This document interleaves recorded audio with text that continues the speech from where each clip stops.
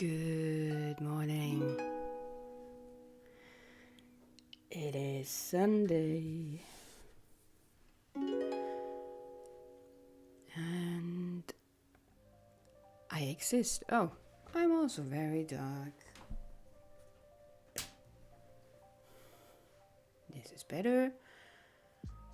I am wholly unprepared.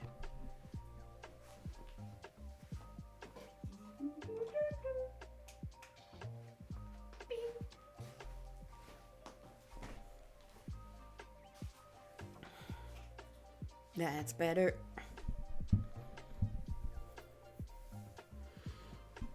Good morning, everyone.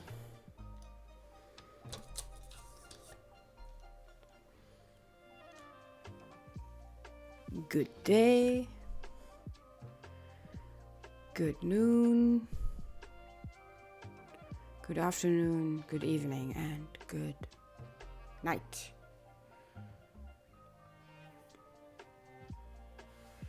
Another week has passed.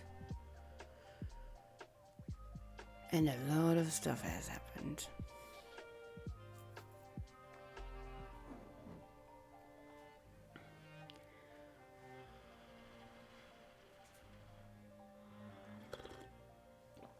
I've got a lot of stuff to talk about.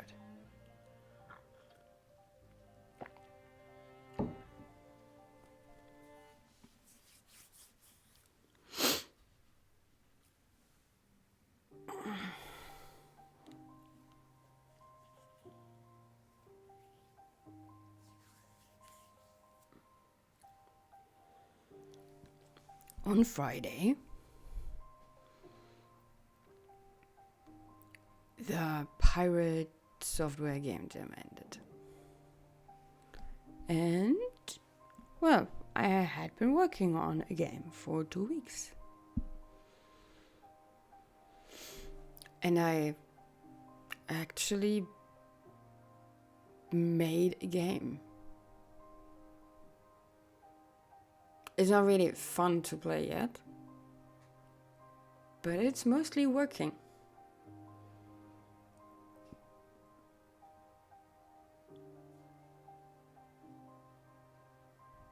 So, yeah, I made a game. I actually made a freaking game. A computer game. A playable computer game.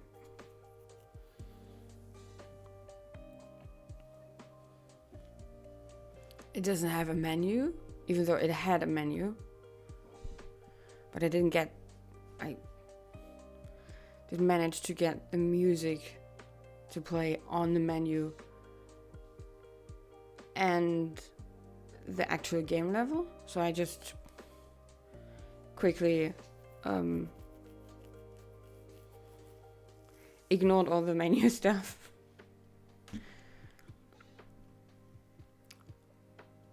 I also don't have a win thingy happening, so when you win, it nothing happens.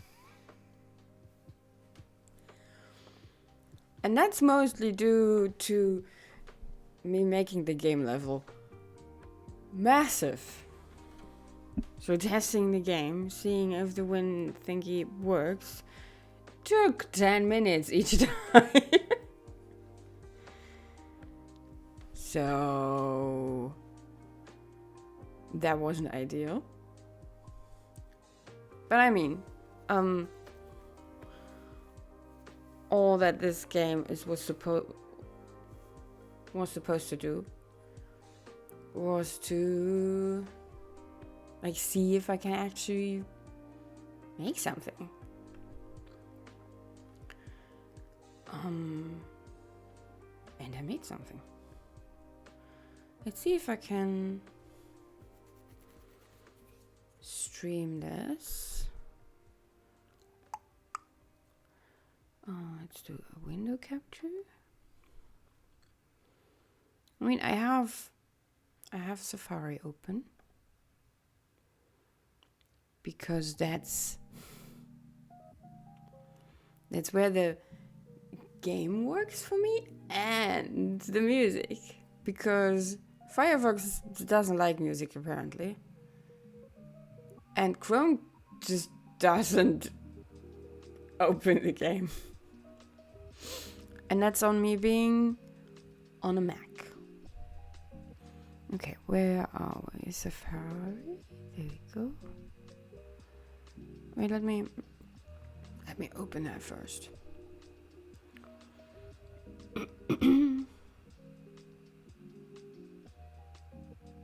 Because that opens a separate window. I don't know why it does that, but it does that. Okay, where is it?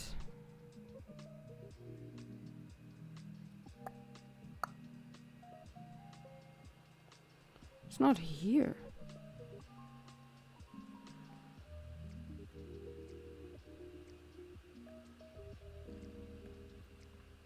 Can I not play it like this? Ah, there we go. Which one is it? Is it this one? Yes.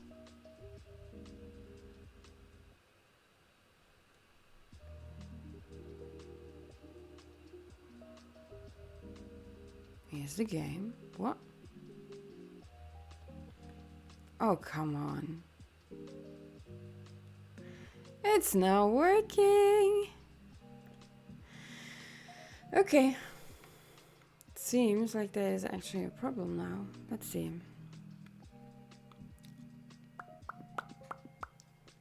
So worst case, I will not be able to show you the game.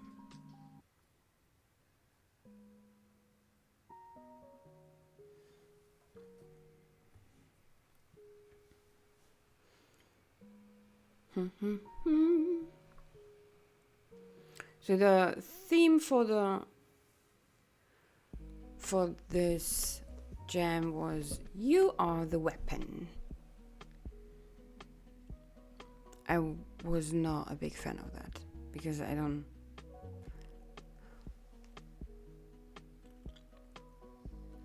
want to make combat games. At least not right now. And for some reason, weapon is like in my brain 80% guns, and guns are nah, don't want that.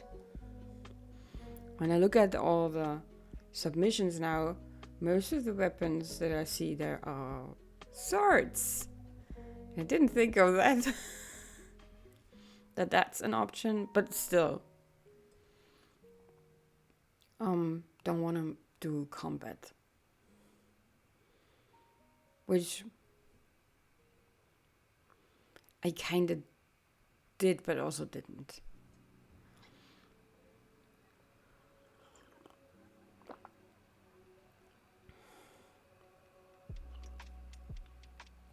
Well, it's really having problems to load the game, so I might not be able to show it.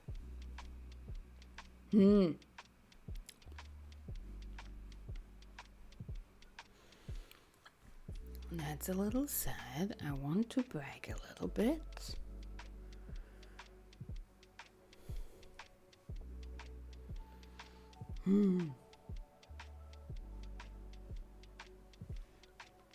So, in the stream that I did when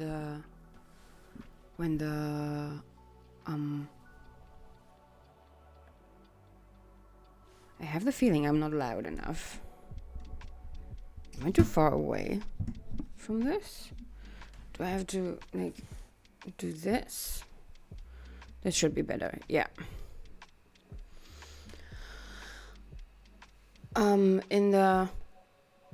It started and I'm lagging.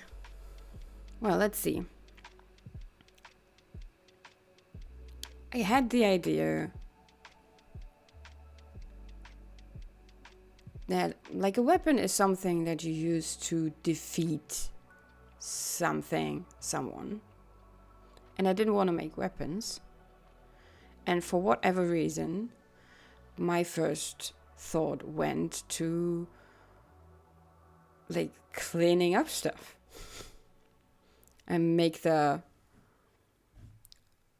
dish rack the weapon against like dirt and stuff. So Come on, do that again. There we go. Just play. Because oh no. Also not playing music. Oh, there we go. Oh, it's I can't play. Yeah. It's not moving. Okay, let's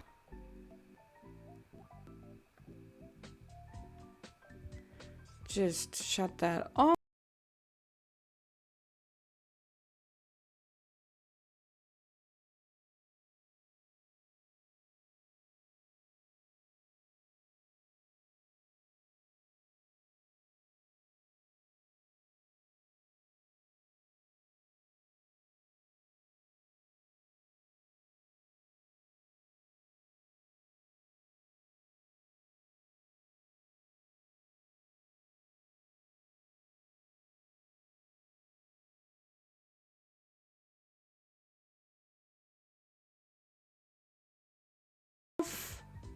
And shut this off.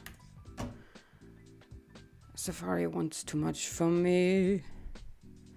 I cannot give you that much CPU. Okay, you saw a little of it.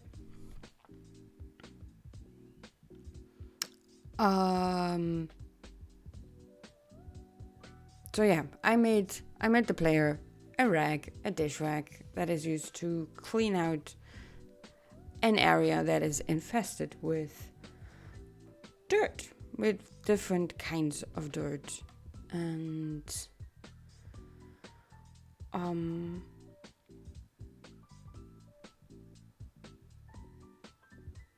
I actually made it work. Didn't work on stream. But that's not my fault. That's the fault of that one here, the computer being a weak little old thing.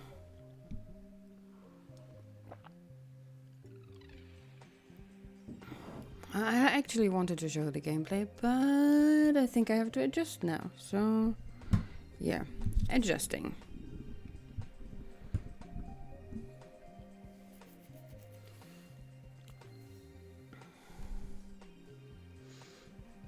Let's see.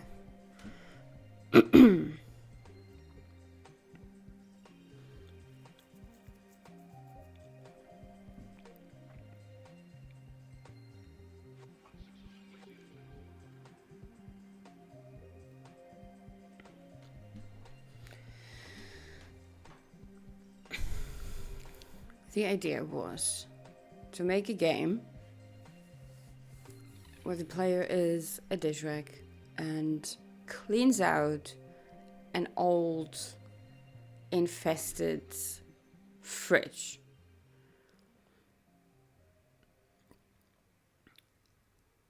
And the idea was to have the life of the player be the soap content they have, that they would lose the game if they went to 0 soap content. They basically die and restart the game. And to have all of the dirt that is on the map shown in a dirt bar on the other side, like a life bar on this side and a dirt bar on this side, and all the dirt that would be spawned into the game would start out with a random amount of dirt and slowly grow that dirt content, because that's what happens when something gets dirty and you don't do something, it gets dirtier.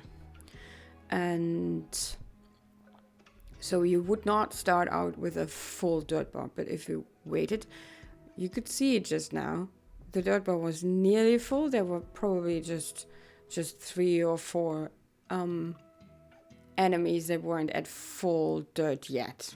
And it was so full because the game took ages to load, and then it didn't do anything. And yeah, everything had so much time to grow as dirty as possible. What I can do, I can show the art that I made. I can show the animations that I made, because last week I did stream some of the art making, but it was just all the basic stuff because I wanted to concentrate on the coding, because that's what I needed to learn, and I knew that I would need the most time for that, and I knew that like the art isn't the important stuff. It makes stuff look interesting or nice or whatever you want it to look, but it doesn't help with the functionality of the game or if it's fun.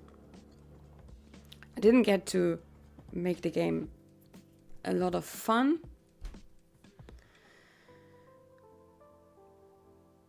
but that's okay. It would have been nice. What I did manage was that on... When did I do that? I think it was on Thursday. I basically had a 10-hour day just working on the game, which is about 8 hours more than I'm usually able to do. So that wasn't too good for the body and for the brain as well. But I at least wanted it to look halfway decent. So let's look at some of the enemies. Let's look at the player. Wait, that's the sprite sheet. I need the sprite. There we go.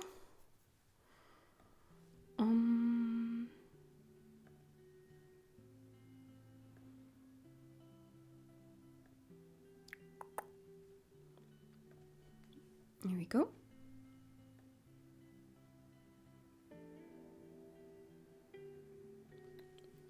So this is the player.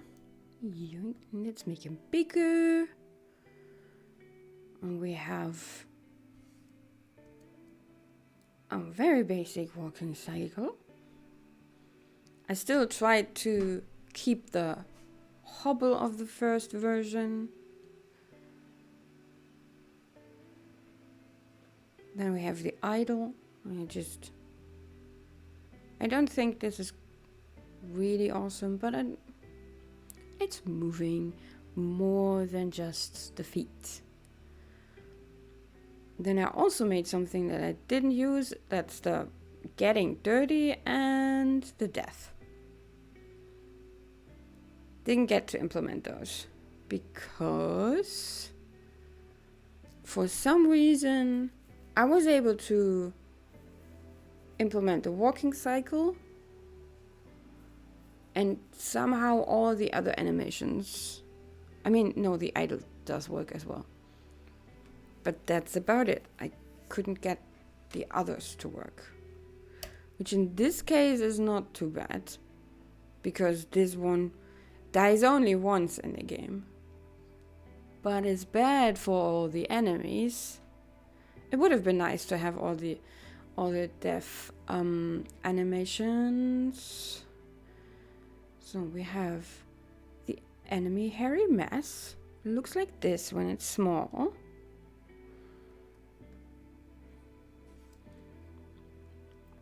And you can probably see why it's called hairy mess. And this just does a little, pulsing. That's the bigger version, and that's the big version. And when it dies, it does this. It should have done this.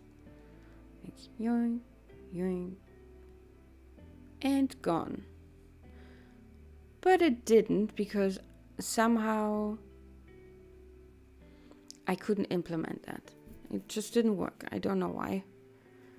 So this is one of the things that I need to figure out what the problem was. Wait, I should open, where can I do this?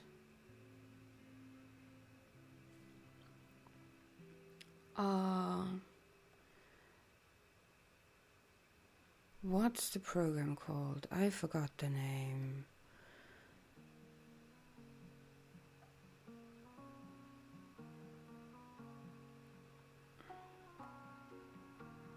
Might have been, what the, no, don't click that.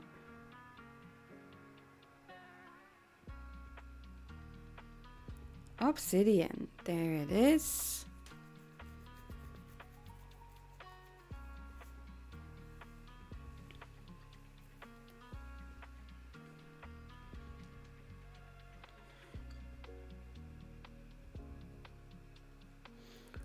Let's see how much that will affect the stream.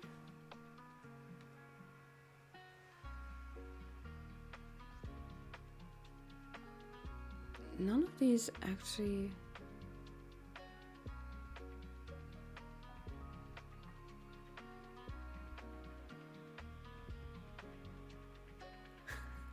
I'm looking at the original ideas. The first one was heal nature. Playground is nature. Opponent is destroying nature. Poison, drain, etc. Player is natural energy that heals the destruction and restores nature. Which is pretty close to what I ended up making. This idea would have been more colorful though. I think my game is like, it's really dark and dreary, and I don't know if that is just putting people off of it. And the second idea, make people happy. The opponents are grumpy people, and you wink and smile at other people to spread happiness. So you infect people with your mindset to change the world. Which is also a nice idea.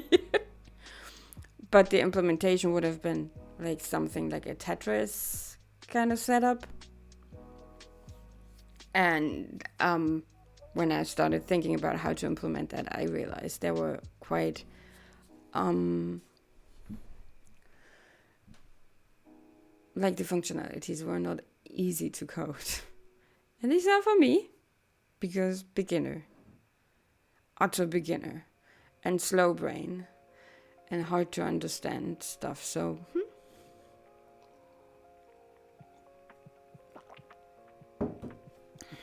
okay, I think I'm gonna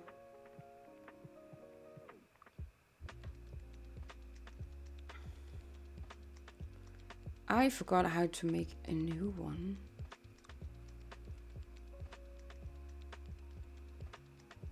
Oh, there we go.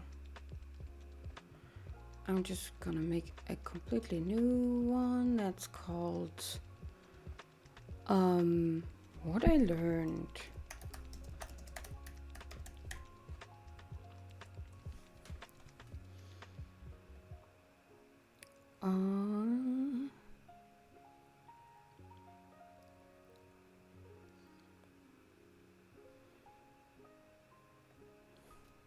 Let's add another one.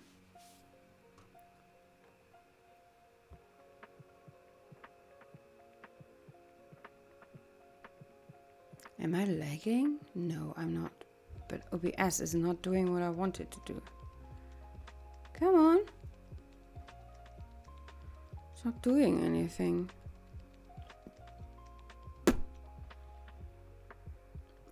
Okay, apparently I'm not allowed to add another window. So we'll just have to switch back and forth.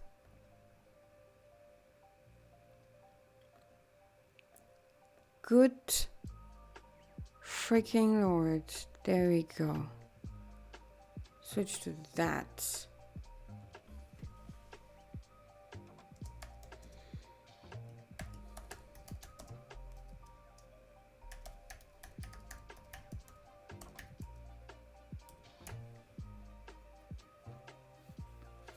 Yeah, I just put that all together.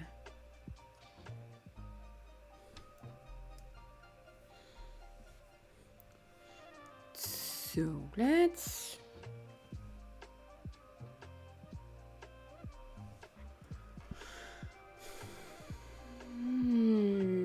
let me I need to look up.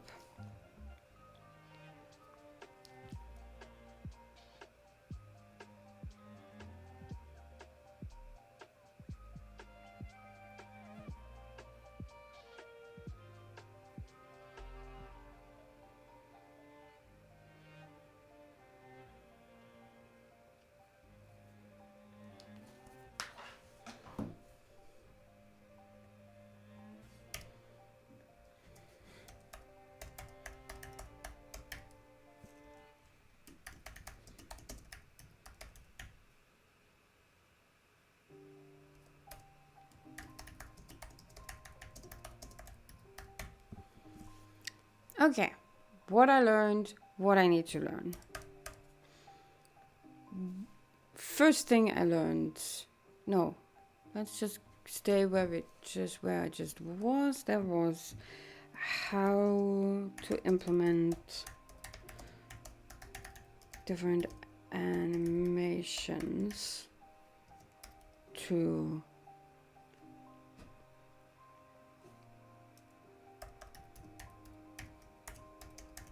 players and enemies.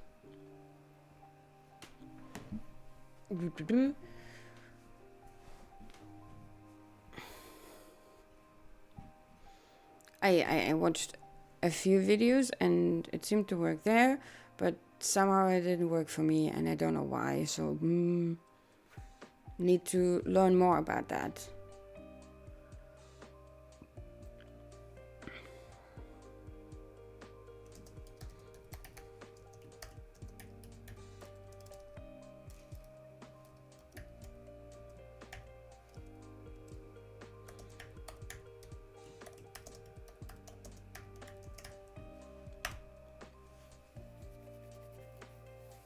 Then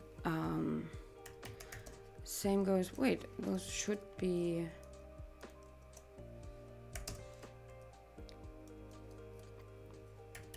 same goes for a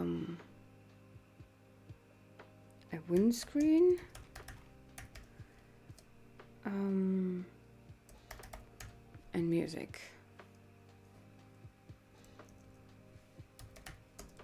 Those are all different topics. So I learned there's apparently a problem when you put music into the menu and also music into the game screen. That it can happen that when you switch to the game screen, it just stops playing instead of starting again or keeping playing. So there needs to be some coding, which I didn't do. I didn't have time because it was Friday already. I literally did the menu and the music on the last freaking day. Also made the music on the last freaking day. Gave myself about half an hour to make a song, and I made a song in half an hour. Don't know how that worked. Probably the adrenaline.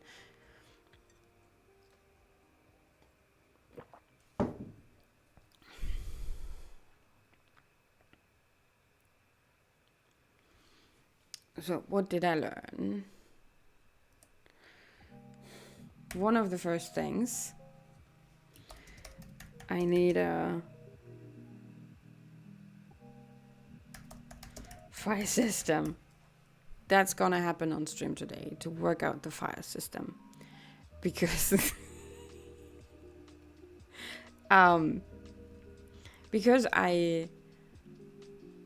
the way I went about this game was I looked at what functionalities I actually needed, and then I looked up tutorials that would cover that. And I found like 4 different tutorials that helped me the most. And like some of them were not just one video, but several. But it was 4 different creators with 4 different approaches to everything. So, of course, the file systems were different, and also how they did stuff was different. And I just somehow spaghettied it together. So, I'm not surprised that stuff just didn't work. Because just of how I build the whole thing. It's pure chaos, and I'm 100% sure that when I come back in a year or something, when I know more and understand more, that thing will just look like, how the hell did that work? Especially because I did not write enough comments about what part does what, which I should have done. Oh right, that's something that I learned. Write comments about code snippets. Yeah. I think I saw somewhere it's not been that long. It might have been a video, like a short of Thor, how to comment out stuff. How to properly put comments so that everyone who looks at the code understands what's happening.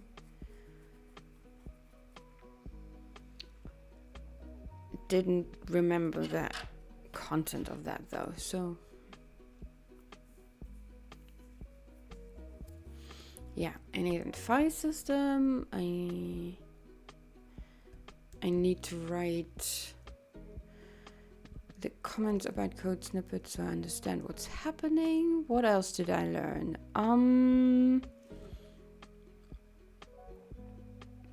This is something that I did not learn for myself. So I tried to keep this simple. And I have like a note attached to my screen here that is in all caps. It says 1 mechanic. That's why I didn't go with a more complex idea, because that was like 4 or 5 mechanics. And this is hard to keep it at, because I don't have just 1 mechanic in my game. I have the walking, which isn't super complex, so I can like completely ignore that. I just I think I copied the thing from Brecky's good old tutorial.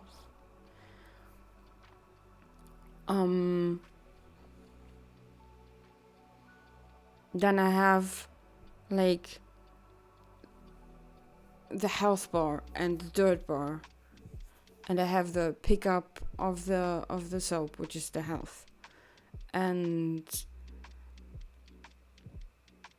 that is like the main game loop is to like defeat enemies and keep track of your health, like your soap content. But then I also have like the dirt bar. That was so hard to implement. That was like 50% because I was a dumb idiot on that day. And 50% because it's quite complex. And was definitely above my abilities. So I was very lucky that I had someone who helped me, like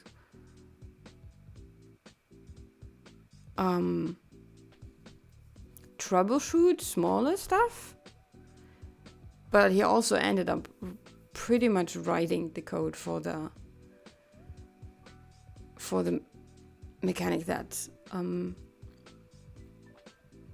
all enemies on the game level, all that dirt gets shown in that dirt bar.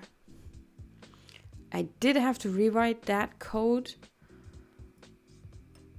another time or twice, maybe a little, like I had to adjust it a little bit. So I had to understand afterwards what it actually did. But at the time when it was written, I was just sitting here staring at the screen, blank eyes, not understanding a single thing. What I was mostly due to me being impatient with myself and pushing too much.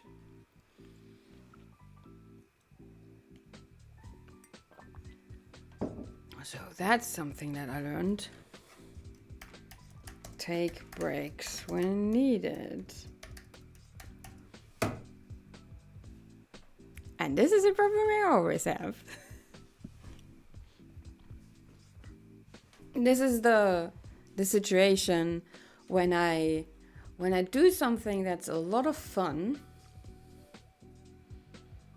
I tend to charge at it.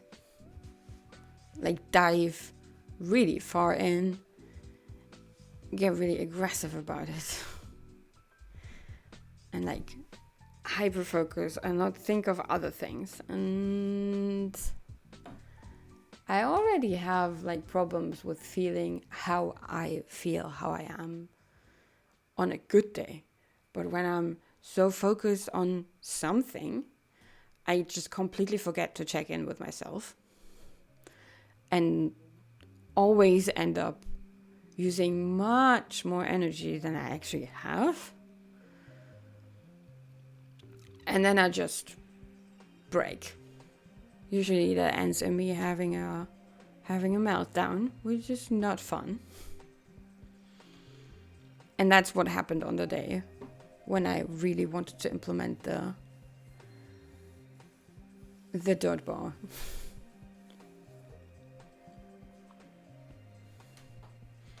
Because I started the day with having to go to my doctor's. And I went there thinking, no.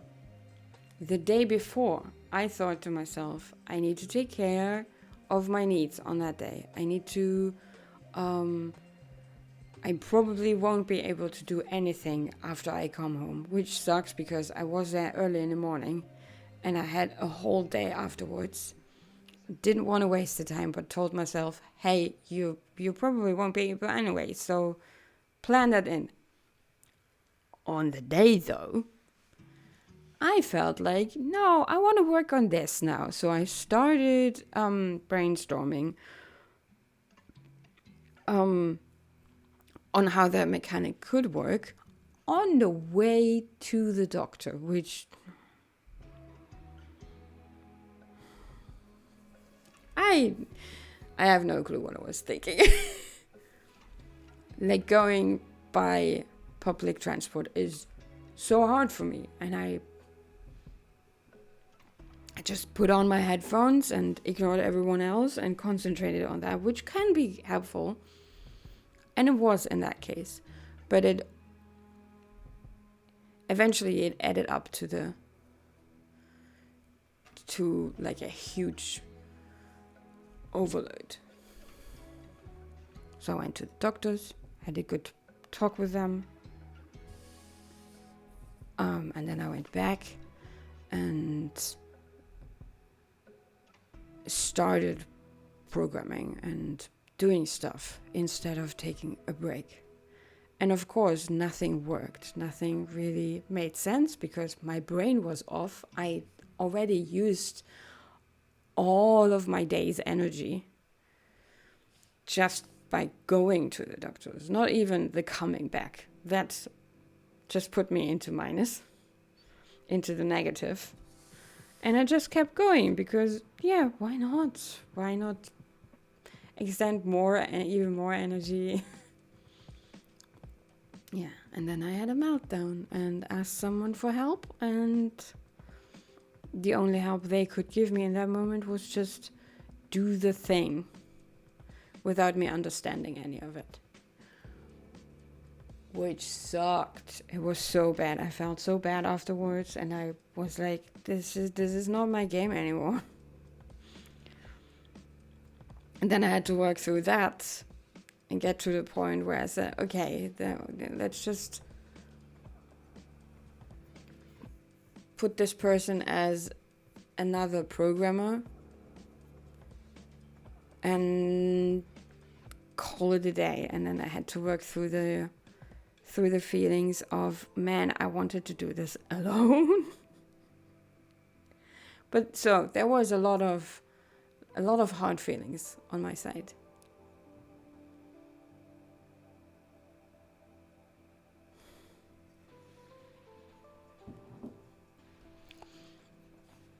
So I did what I always did. I expected too much from myself and had to take a hit for it. And I hope maybe for next time I learned a little bit. Maybe.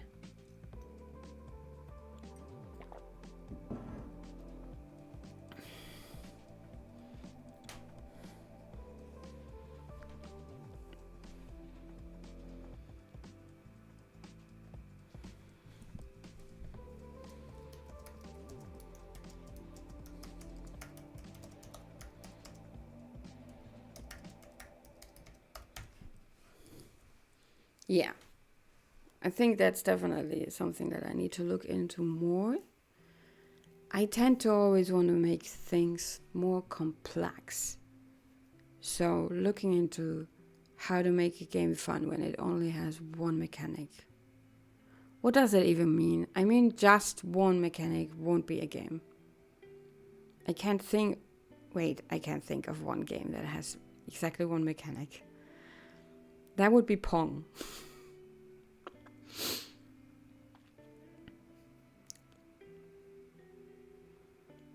There's also the question, what exactly is a mechanic?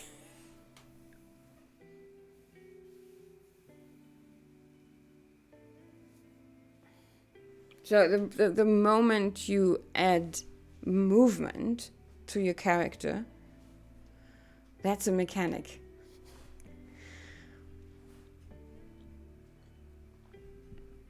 Like a simple platformer does that count as a one mechanic game? Because you have like the jumping stuff, the movement, and then you have the enemies.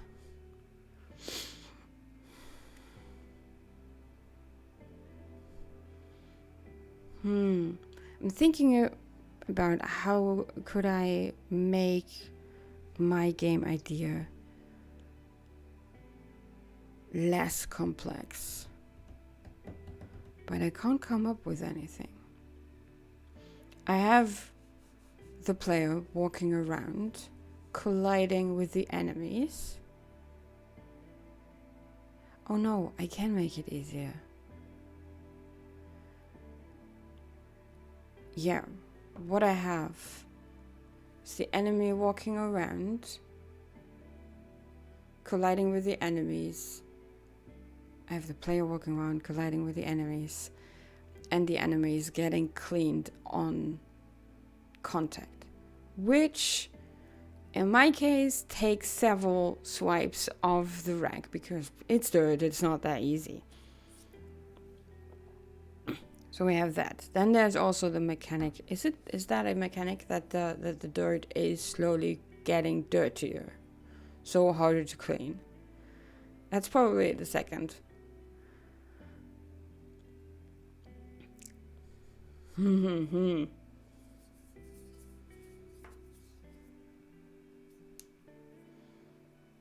then I have the like keeping track of all the dirt on the map, which is probably, is that a mechanic? Is the mechanic something that the player does or something that the game does? I don't know.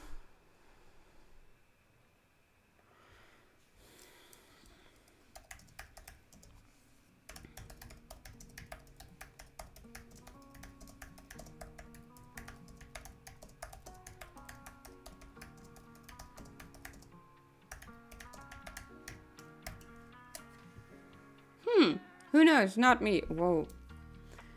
There's a typo.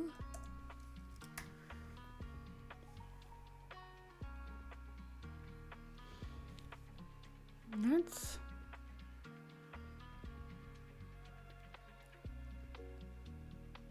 Who knows? Let's close a sprite and see if I can Google some stuff.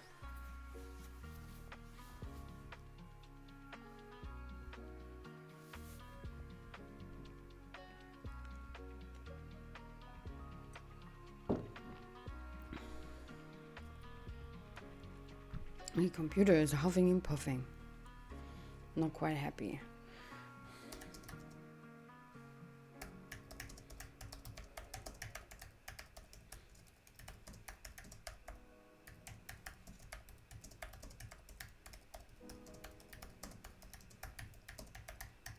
Let's see. That's a very complex question. Is a game mechanic something that the player does or something that the game does? Oh, it's gonna take a minute.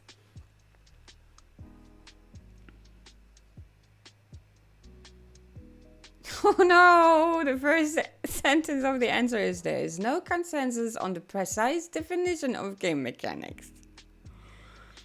Man! Can't they just... I need a definition.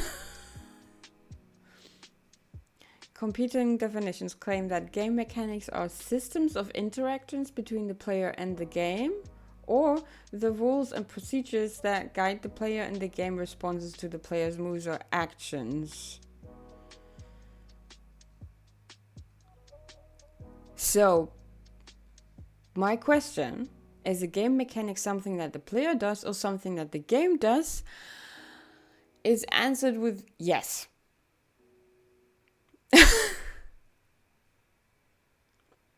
So that means I didn't have one mechanic, I had 3 mechanics.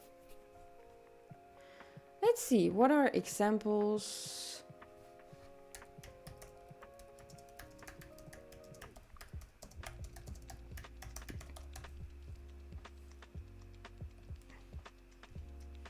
Examples of games with one mechanic.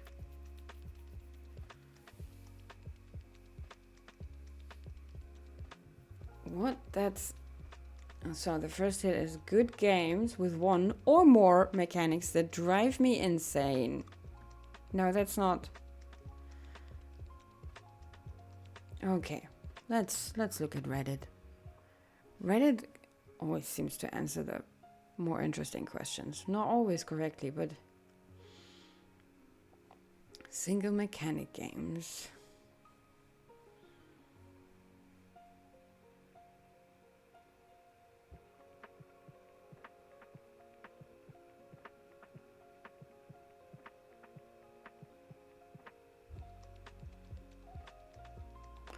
Okay, there's a lot of...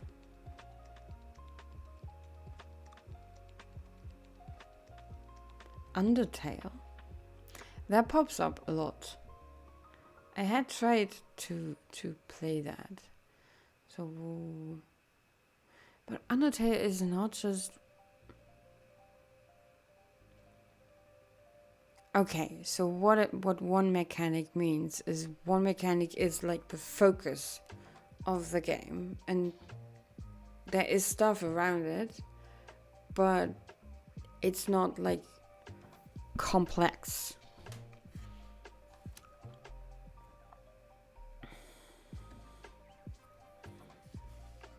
Let me...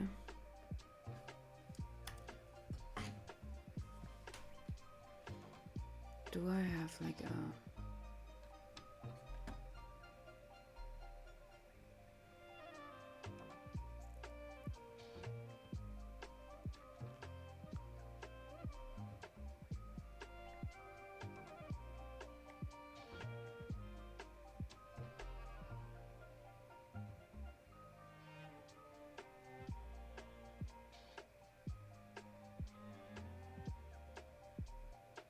I don't have a version of paint here.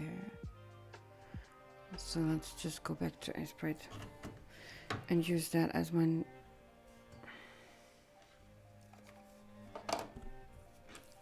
I need to draw to understand this. So let's draw.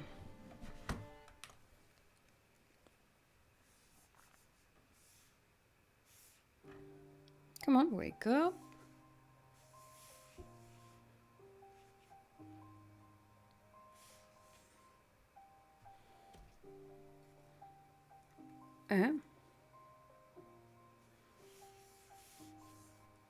What's going on? Why?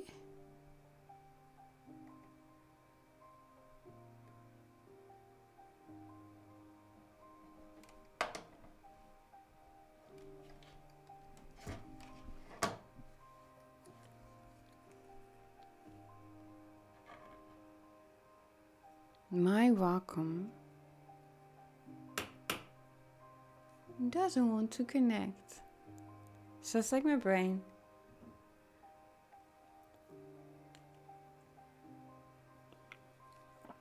Okay, let's restart it.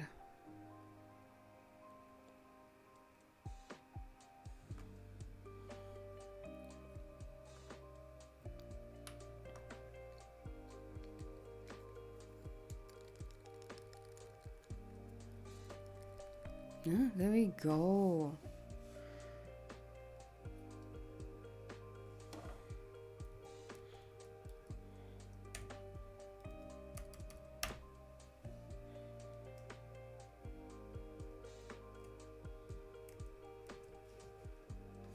Dee dee dee dee.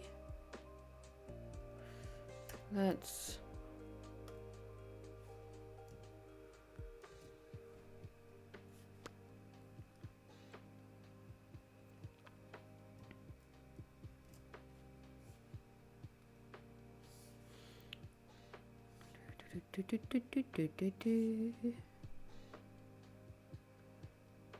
no. Oh, why are you?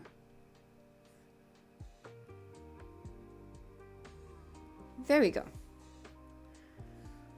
Using this as a note.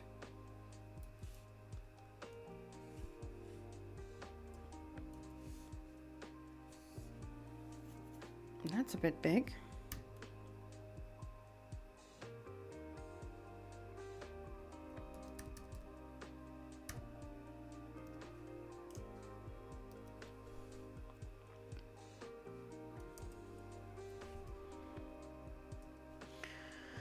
Okay, we have the mechanic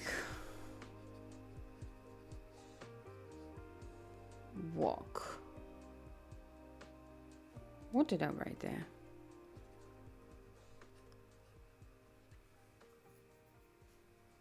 Slash movement. I cannot write today. I think I haven't written in a while.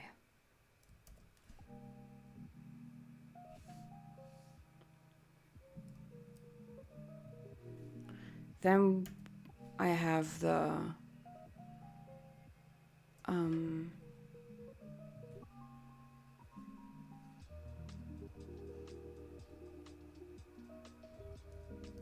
did I mention that I haven't written in a while?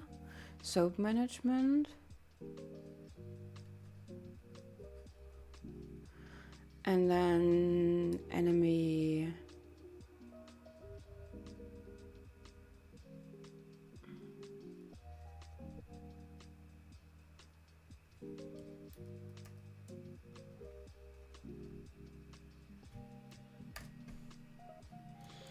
Good Lord.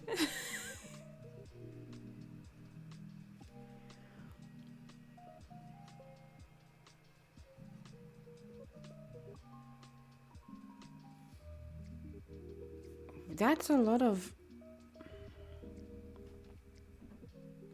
stuff.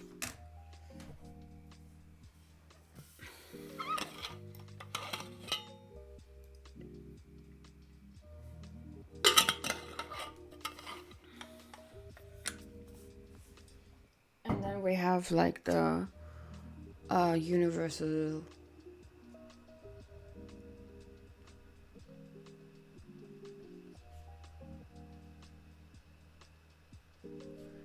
dirt bar. I can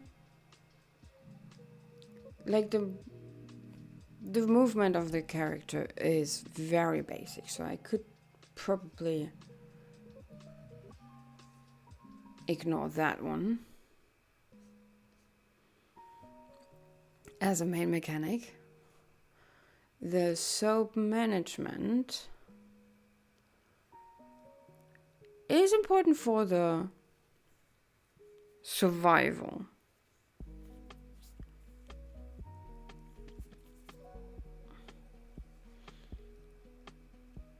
And these two, I was about to say these two belong together, but they only adhere to the enemies.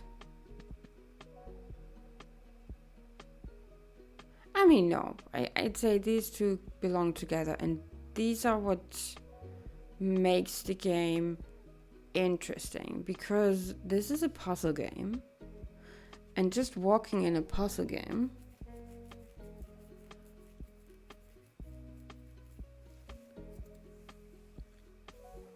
if it's not a labyrinth, it's not going to feel very puzzly.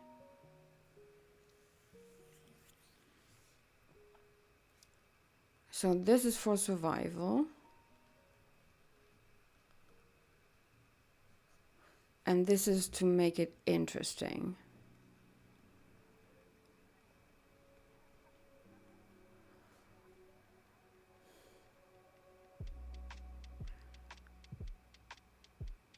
Could I make that one mechanic instead of two?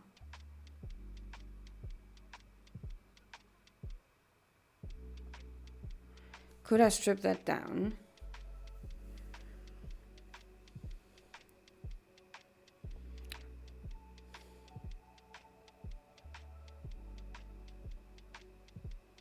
I could probably strip that down if I go from 4 enemies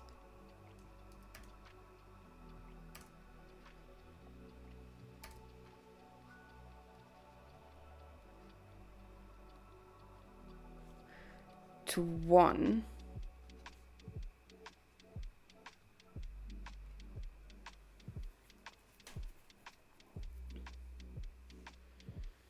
So I wouldn't need...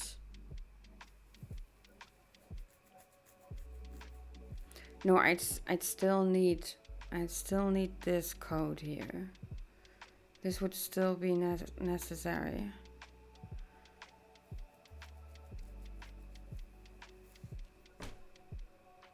And this would also still be necessary.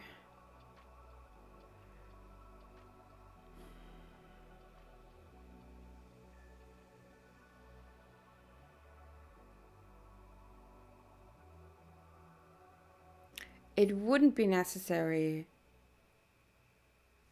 This wouldn't be necessary if I just not have them grow.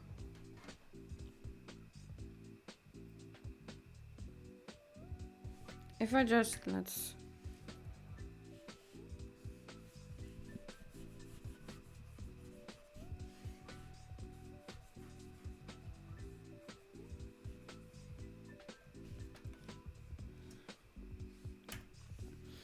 If I have 1 enemy,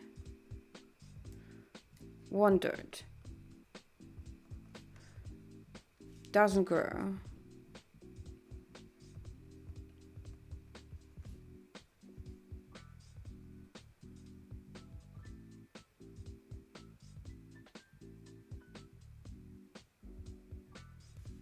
but is there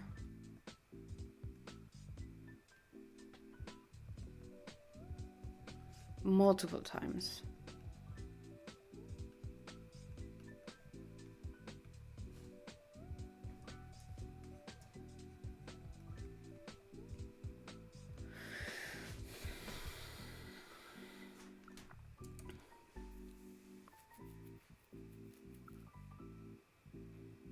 then I'd only need to keep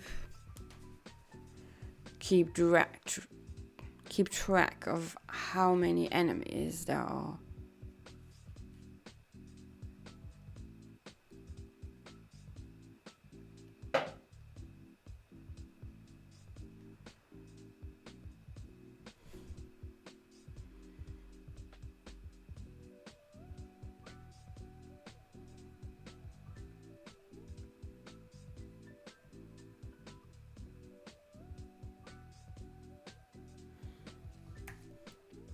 So that would not be necessary. We'd still have a universal dirt bar, which could also be called the universal enemy or the level enemies.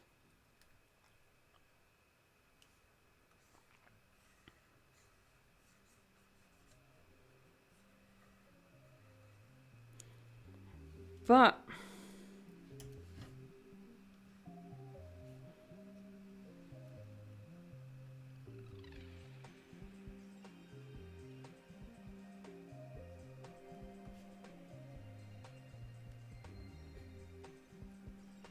how do I make that fun?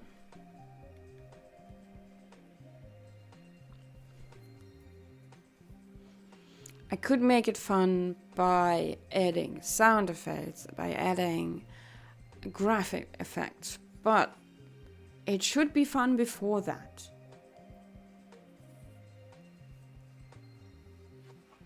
It should be fun before that. It should be a challenge.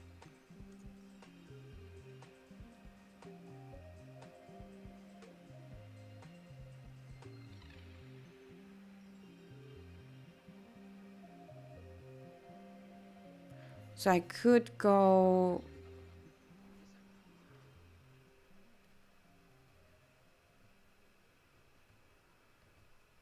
straight at labyrinth. Make a small map that I have to like just somehow clear.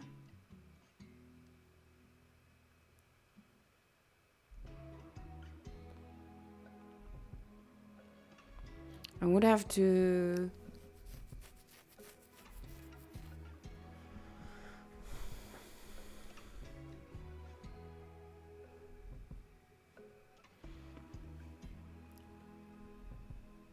there would be a set amount of soap.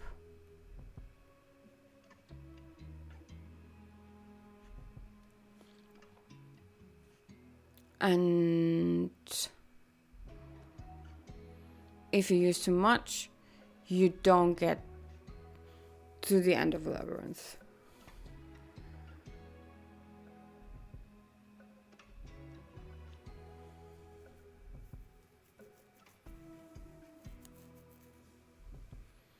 But how to make that challenging? I mean, that is challenging.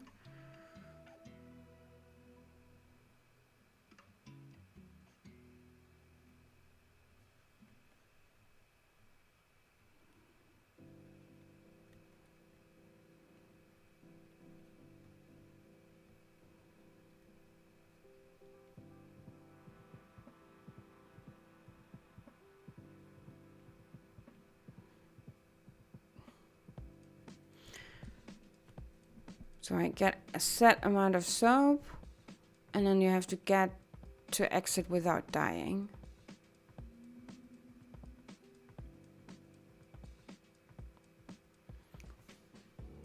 Or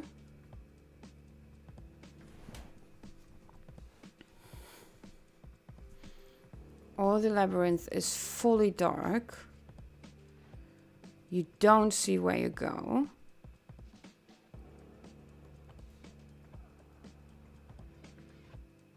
That is way... How would I even code that? No, not doing that.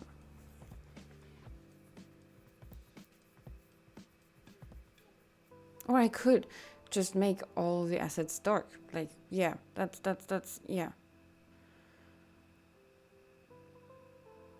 You just have to try to walk in the dark and clean out the dirt. And that would also make a very, very, very basic design for this.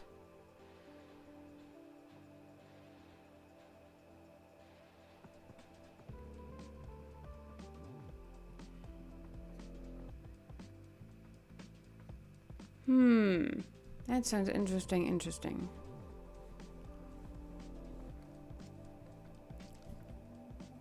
Where I set the walls to the same color as the dirt, but the walls are impenetrable, of course, and you have to just try where to walk. You would see soap.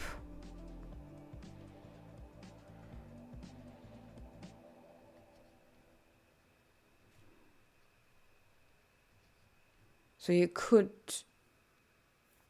reload your soap amount. It wouldn't be set like here.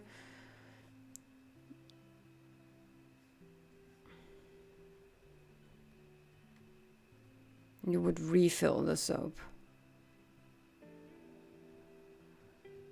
What?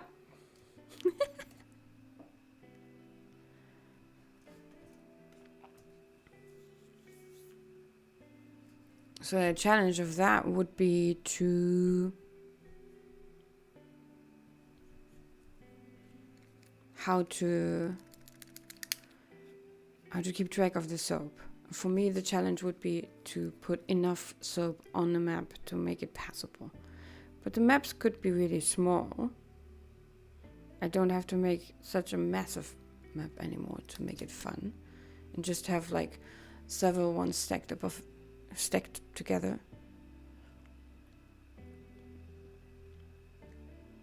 That sounds like more fun. And for this, for either of those,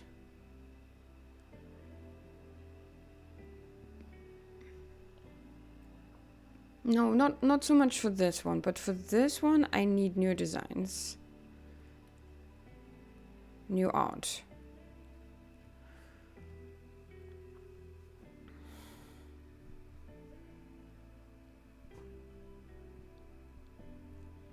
But it would just be moving.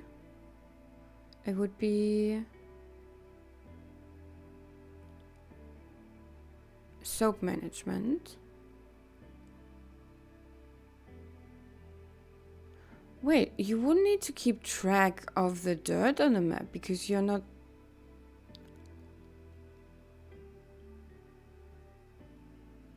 No, I kind of don't want to get rid of it.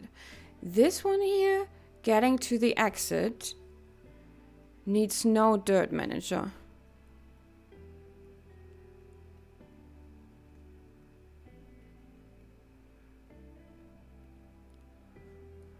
No dirt management, but this one can. It could be like reach the exit, but it could also be clean everything. And I kind of, I'm partial to this one.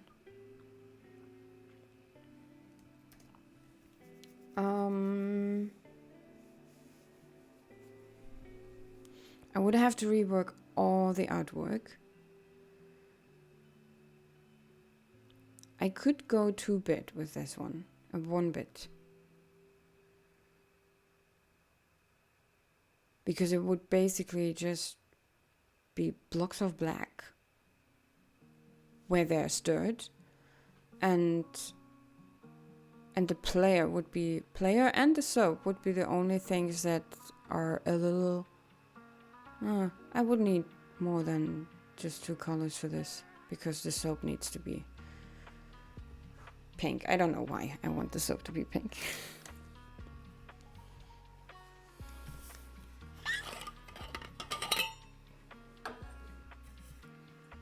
So that way I would still have the mechanic of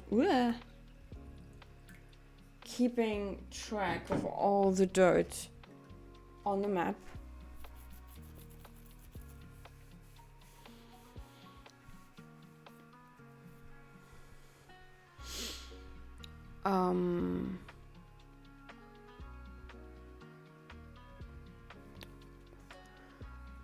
I'll be back in a minute.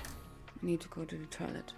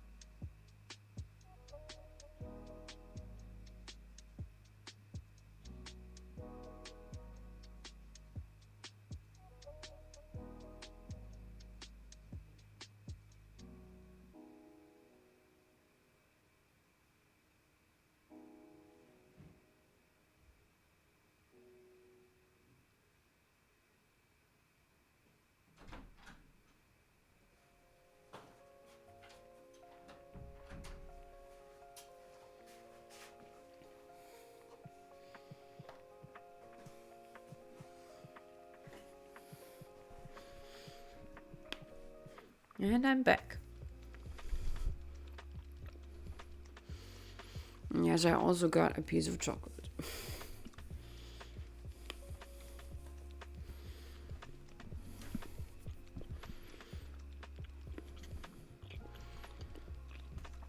So for this design,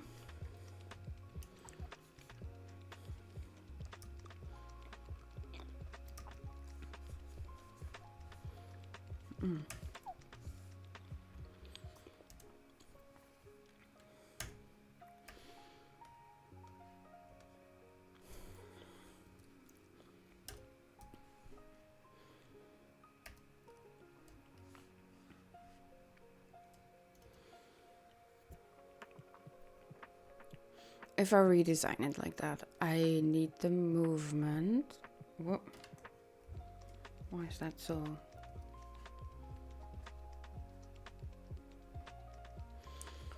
The movement. And I need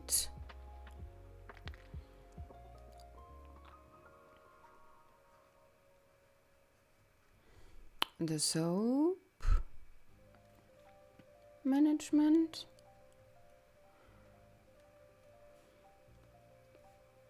And the dirt management. And these are basically, these need to be balanced against each other.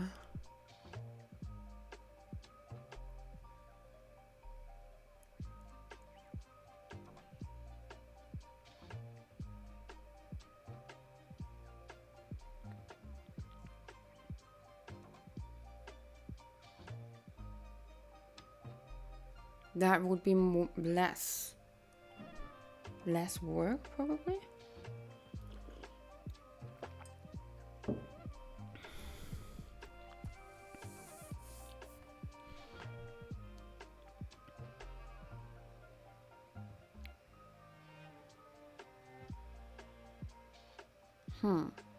I would lose all the artwork for this.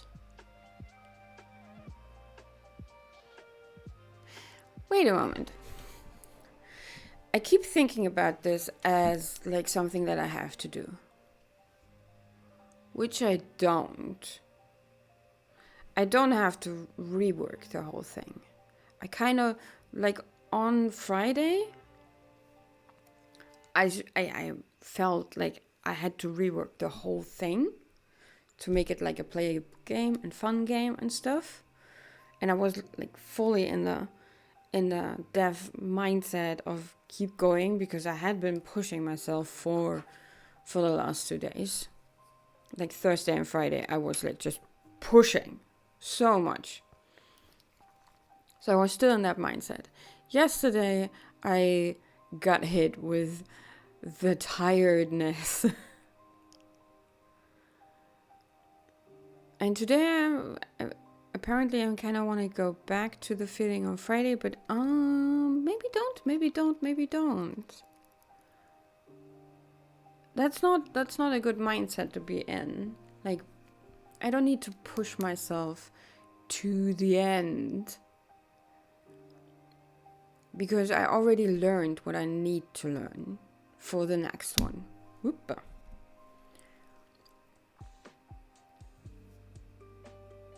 So that this can be, I should treat this one as just a thought experiment, how I could have approached the whole design better. Because now I know enough to actually make these decisions. Because, well, at the start of this jam, I didn't. I just had no clue.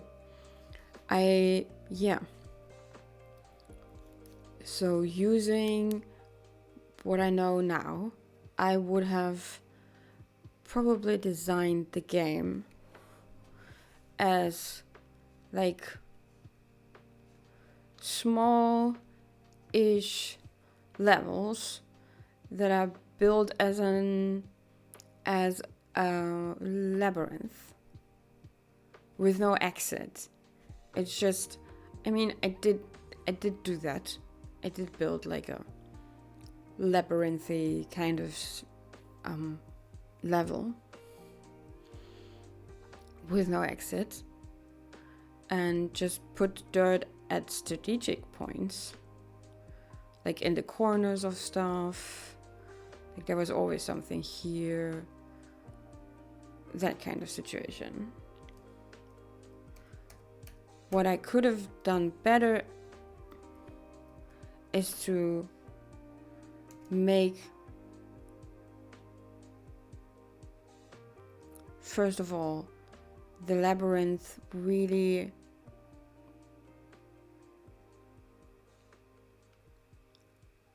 tight, so that the player would exactly fit in. Because then I wouldn't get the problems that I have right now, that it sometimes just doesn't fit through parts, or it's really hard to get in there. And it would just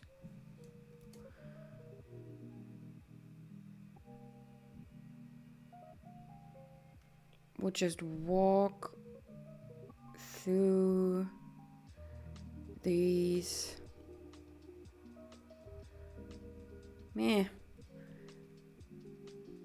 walk through these hallways and clean out everything that I find. And when it has cleaned everything, the map will only have like its walls left, but everything in between, like this here, would be cleaned instead of black, and would be all white.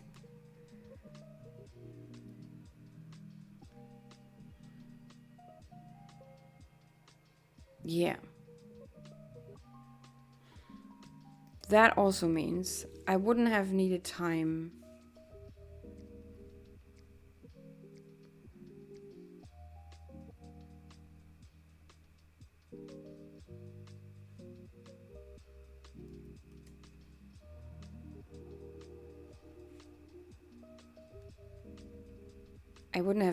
for the enemy designs, because the enemy would have just been like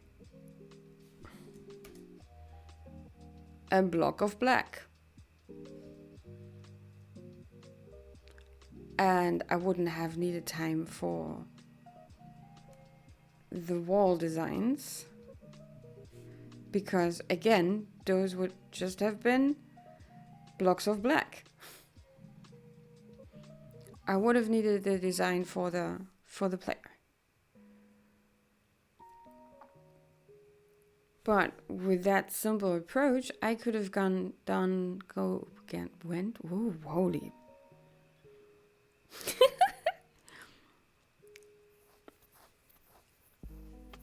I could have just made very simple 1-bit designs.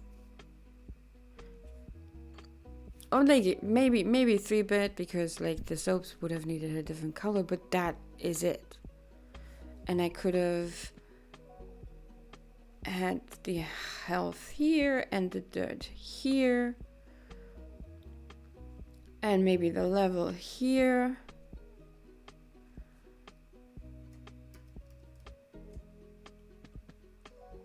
And that would have been it. Much less design work. And then I could have worked on the level designs.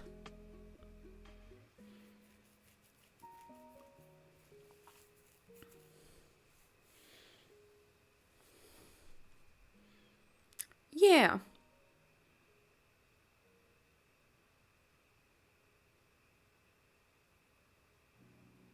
So I wouldn't have spent all the time on this.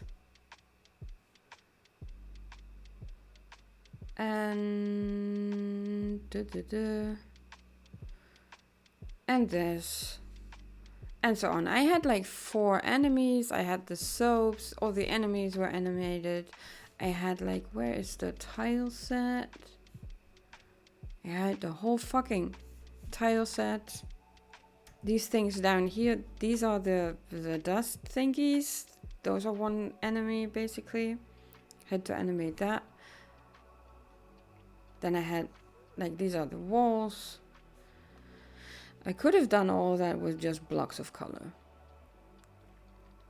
And just work on the, well, on the design of the levels, mostly. Yeah. No, don't save. Close that. Close that. Yeah.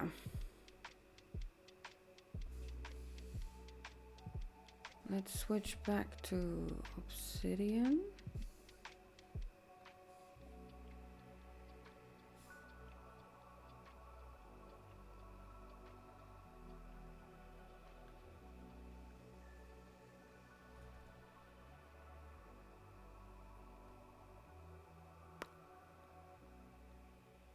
There we go.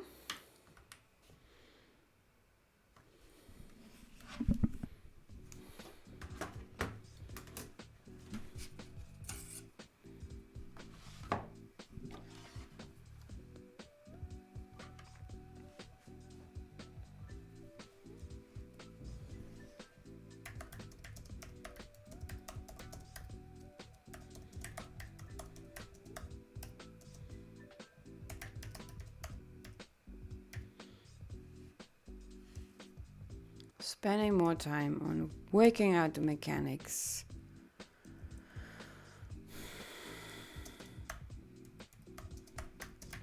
Keep it simple.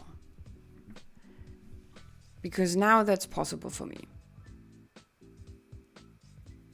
2 weeks ago, it wasn't. Because I had no clue.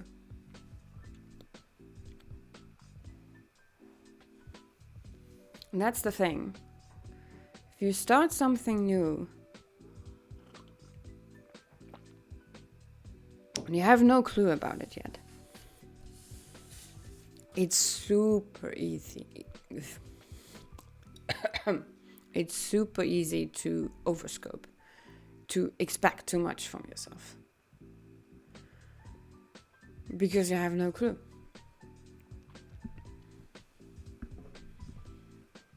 You don't know how long stuff takes. You don't know which techniques you need to use.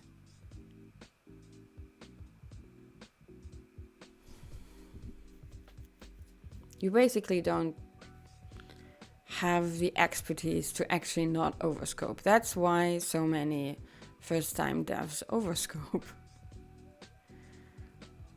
That's why when I started crocheting, I wanted to crochet something to wear right away. I don't even know what it was. It's been 15, 20 years since then, but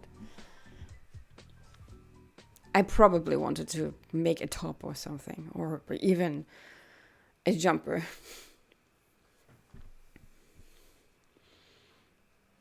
Which is hilarious when you can't even crochet one row yet. So at the start, this was the last 2 weeks, was me learning first how to get the information that I need, how to find where I can learn. That was I think the most important thing. How to learn.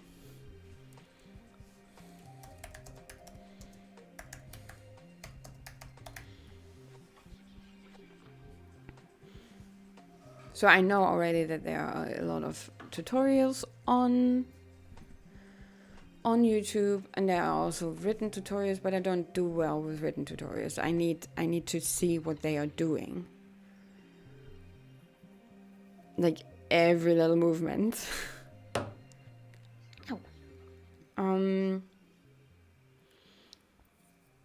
I already noticed that sometimes when I Google for something, I don't find the right stuff.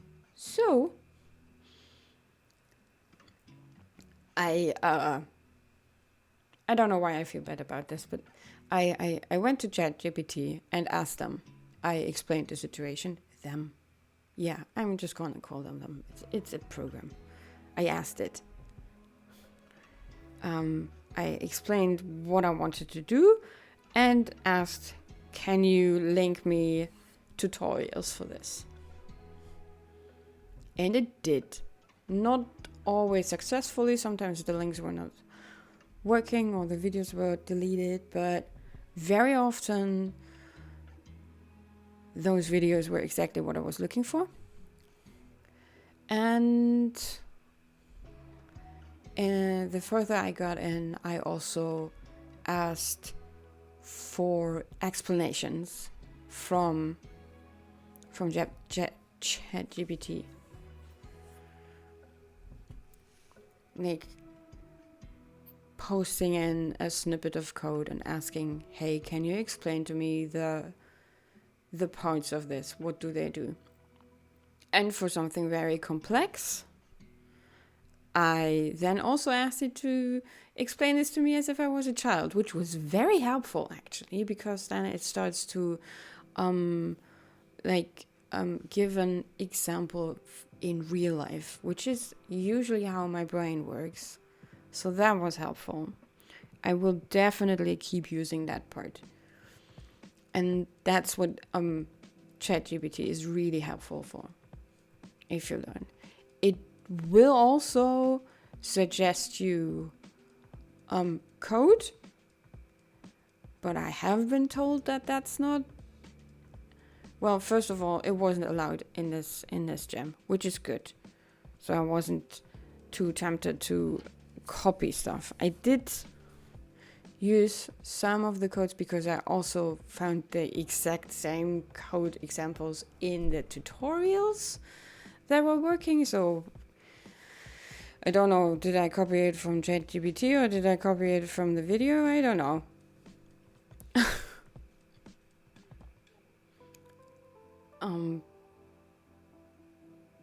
But I also have been told that those are oftentimes, like the code examples from ChatGPT are not working, or like not good coding. So maybe a good idea to ignore that part and just have it explained, like the parts, so that I can actually understand how GDScript works and get better at it. And that's what I learned during this. During these 2 weeks of Jam. I learned how to learn. I coded. I learned some parts about troubleshooting, like bug fixing stuff. And now I know at least enough to come up with a simpler idea for a game. I'm just glad that I kept it simple enough so that I actually was able to finish it in time.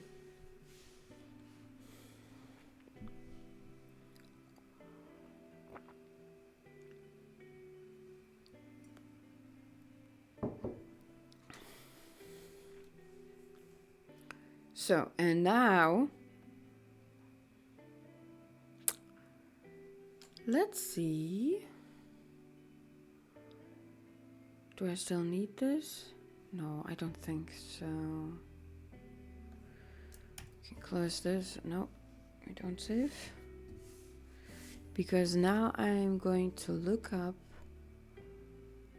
file systems.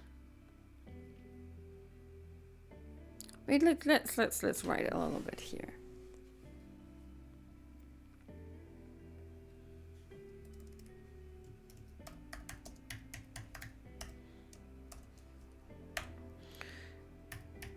One is for assets.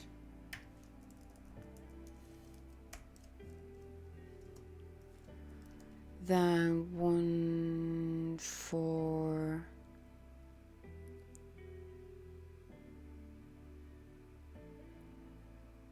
oh my UI.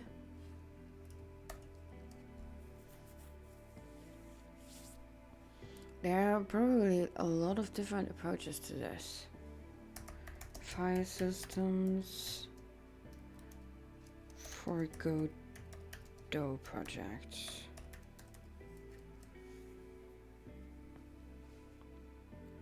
No, file structure, not systems. A system is a program. We don't need that.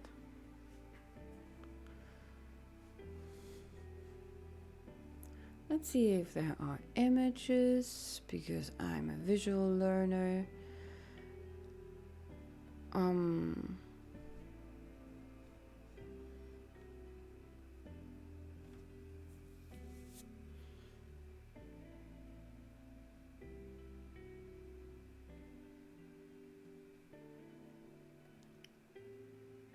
Let me see.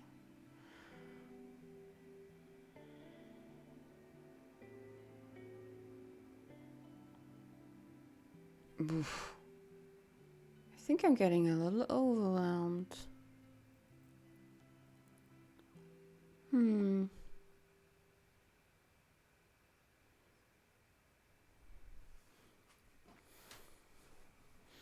I might have to look at this a little later. I found one. This is Python though, isn't it? No. It's just on a website called Python for Engineers. But the article is called How to Structure Your Godot Project So You Don't Get Confused. It first has the assets. Then it has a folder named scenes, which has a debug folder and a game folder. In the game folder are characters, levels, and menu. In the levels is animations and rooms. In the menu is pause menu, and there's more stuff in there. Yeah, I'm just gonna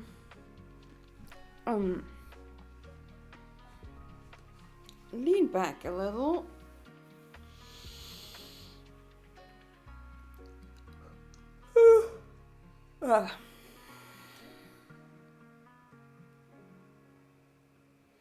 Yeah, logical thinking.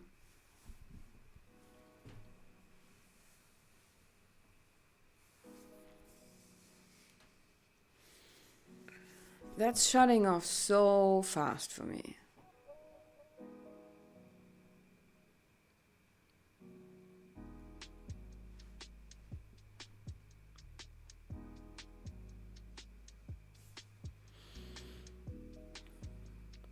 I think the last 2 weeks are catching up with me now.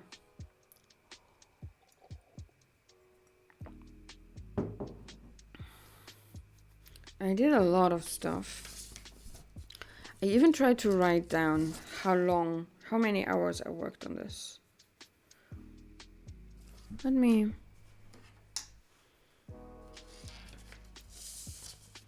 do some calculations.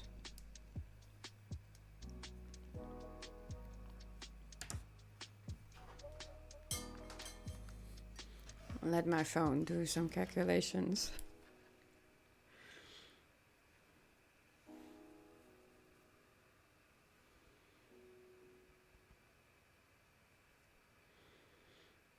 Where are you, calculator? Where is it? Oh, there.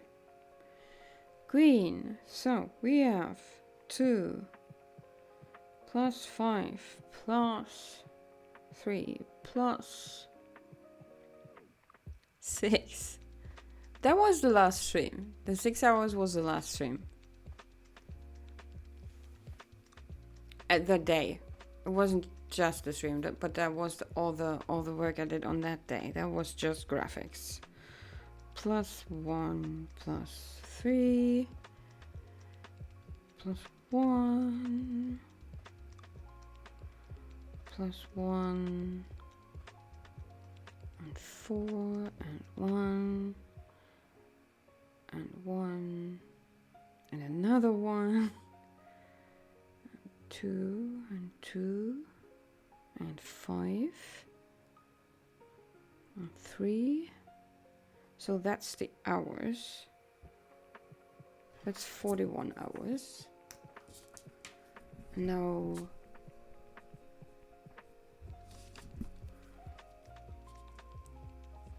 for the minutes. I hate that hours don't have 100 minutes. It's just messing with everything.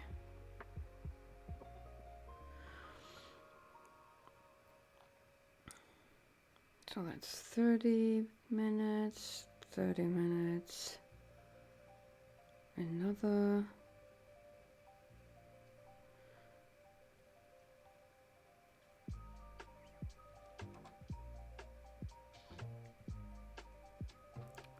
20, 35,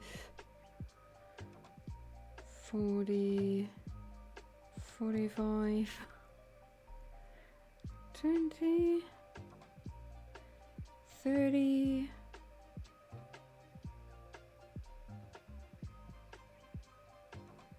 30 and 50.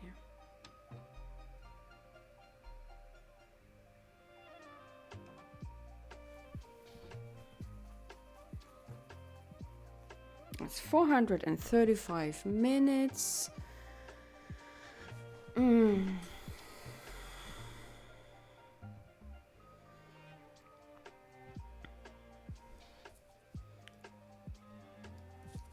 That's 7 hours.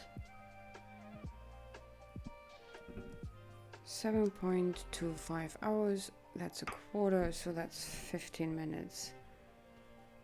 That means I've worked on this for 48 hours and 15 minutes. At least that's what I wrote down. There's an error margin of about an hour, I think. So I worked on this game for 2 days.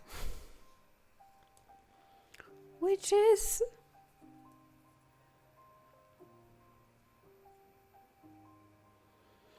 Usually I have the energy to work on something that I already know and that is fun, like art, for like 2-3 hours. 3 hours is usually already too much. But this was mostly learning. I had like, okay, how many hours were arting? I think the 6 hours. And then on Thursday, it was probably another 6-7 hours. So let's say 14 hours of this was just art. That still leaves for 34 hours of just learning. And learning is hard when the brain doesn't follow a thought. That means I had like about 30 hours of concentration time in 2 weeks. And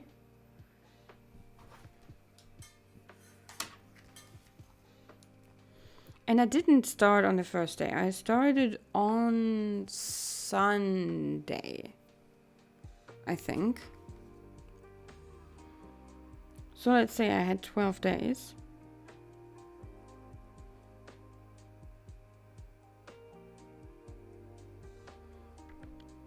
And 34 hours of concentration. That's an average of 2.8 hours every day.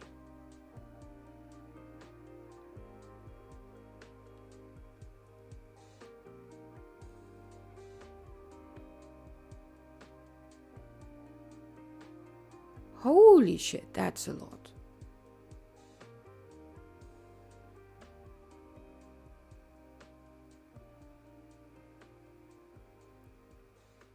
That's so much. How did I do that? I mean, I know that some things just took way longer because I wasn't able to fully comprehend them. But that still leaves me with 2 hours per day.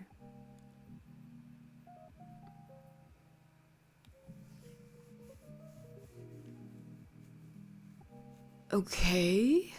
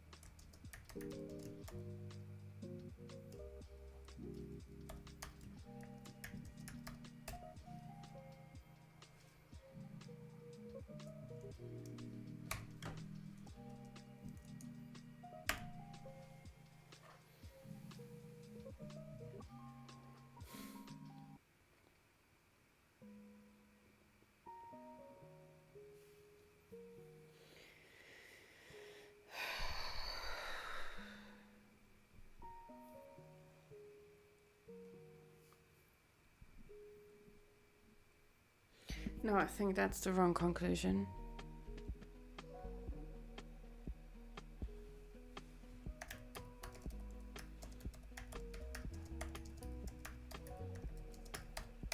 That's the conclusion.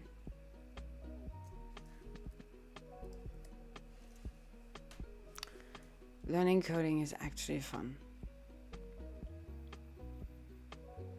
I already knew that I can do more when I'm having fun. That's why I can do art for several hours. Because it's fun.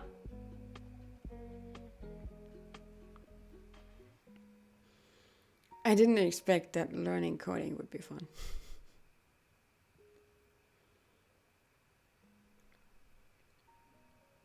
I so did not expect that.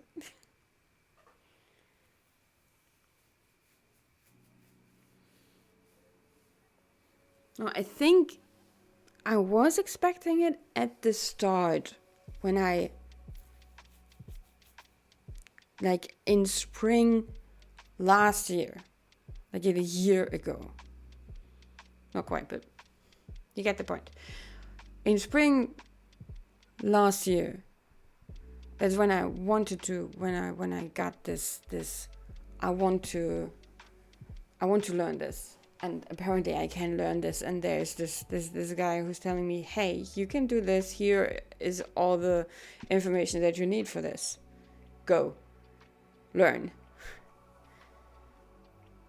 And then I started watching tutorials and tried to follow along. And it just didn't... They just sucked all the fun out of it.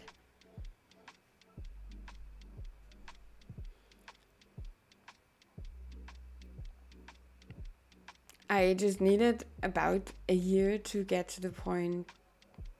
Well, no, I did get to the point after the last jam. That was in July last year? It was in summer. I wanted to make a game back then. I wanted to like code back then, but then I felt so... I was so overwhelmed with everything in life, and stuff didn't work out, and I didn't have any energy, so I thought, okay, at least I can make art. So that's what I did. I worked with a programmer, and that's when I learned some other stuff about like working in a team. Didn't learn much about game making. I learned a little bit about what size files have to be.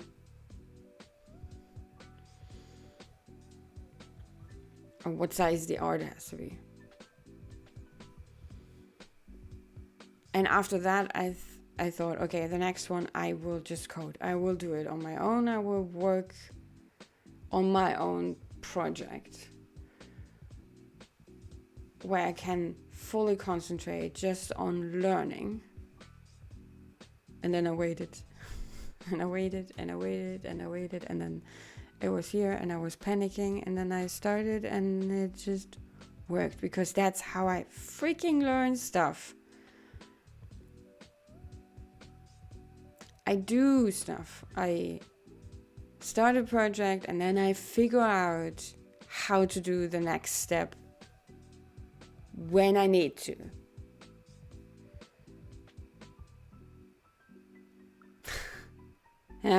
Why do I have to learn this lesson so often? At some point it should settle down in my brain.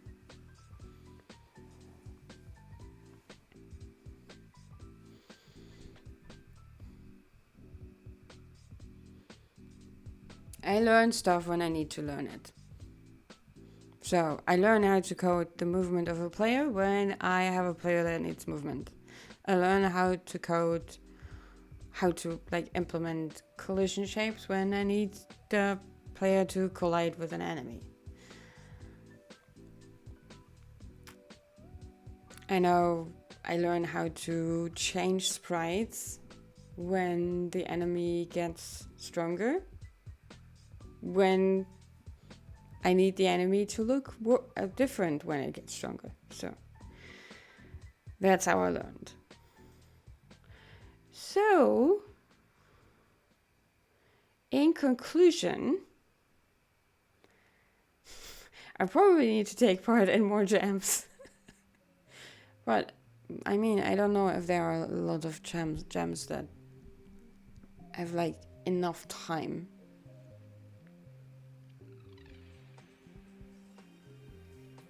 Like, I wouldn't have been able to do this if the jam was just a week or just a few days. That's because yes, I was able to work like on average 2 hours a day plus artwork.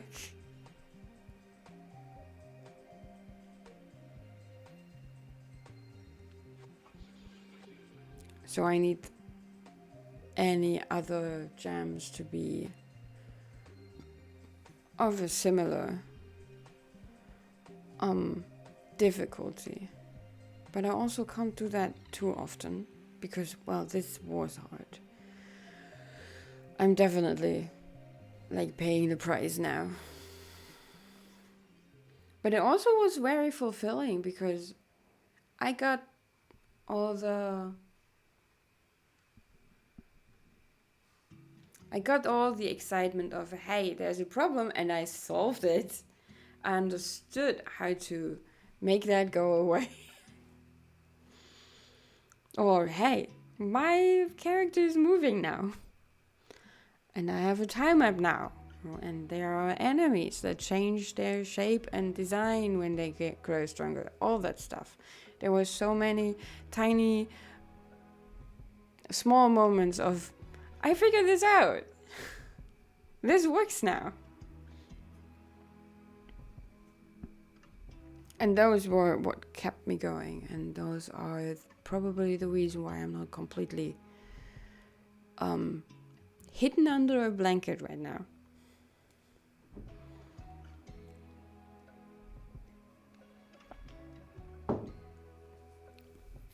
Okay, so this has been 2 hours now of me just talking about that jam. I don't know how much sense that made.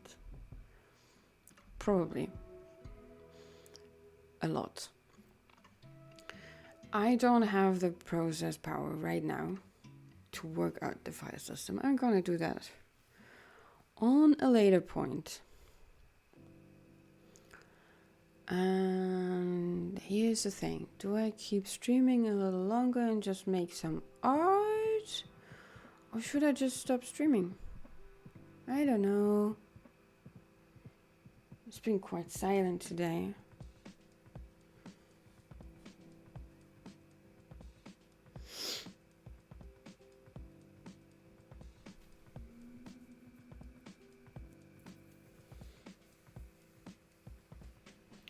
My brain is craving attention.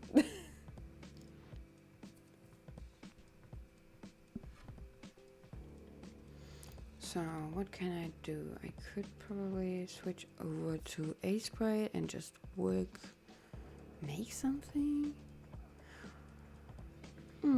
Let's just close this one down. And come on, close this one down. And open Aseprite. And look at all the stuff that I made before the game, just to get back into my... Hello, Hickey Tile. Welcome to the chat. So, how about streaming 5 minutes more and you show me your game? I would if my computer would let me. I tried it at the start of the stream and it just doesn't work. I did not try it on Firefox. Maybe I should try that and see if that works.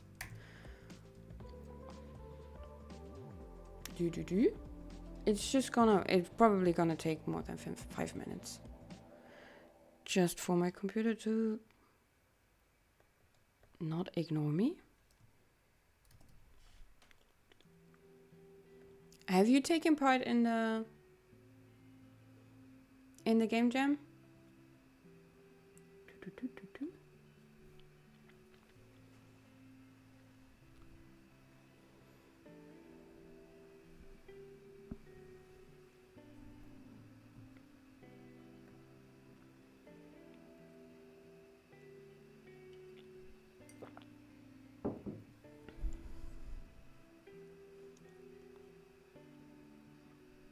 I mean, it loads definitely faster. Safari always takes so long to load. No, my game is not resource hungry. It's just my computer is very bad at handling more than OBS and one not that resource hungry program. I can do Aseprite and OBS at the same time, or I can do OBS and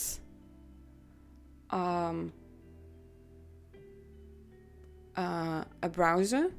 But if I want to watch a video on the browser, it already gets problematic. But I can, let's see. It has opened and it's currently loading. Let's see if it works on here. I don't know how much you heard about this. So this is a game jam that ended on Friday. It was going for 2 weeks. It's the PirateSoftwareGameJam. The topic was "You Are the Weapon." And it was my first time coding a game.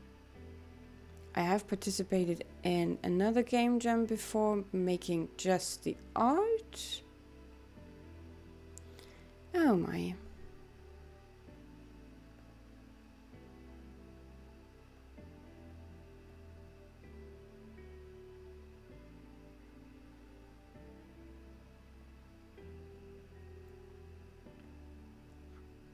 I really need to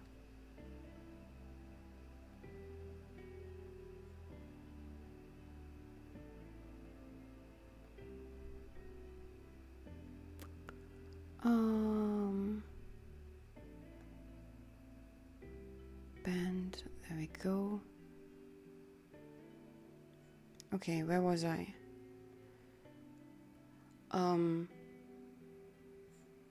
Yeah, this is my first game that I coded. Before that I only did art. For this one I did the code and the art and the music. And well, it took me the 2 weeks, but I actually finished the game. And it is trying to load right now. Let's see if I can open this already.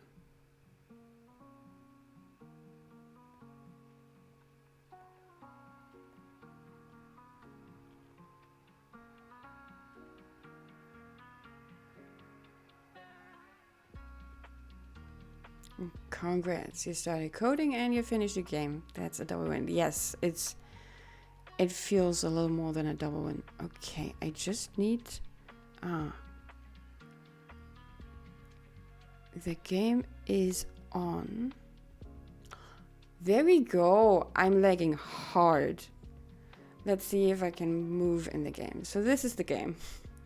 I opted to make the player Iraq because it's actually moving. Yes. I opt to make the player issue when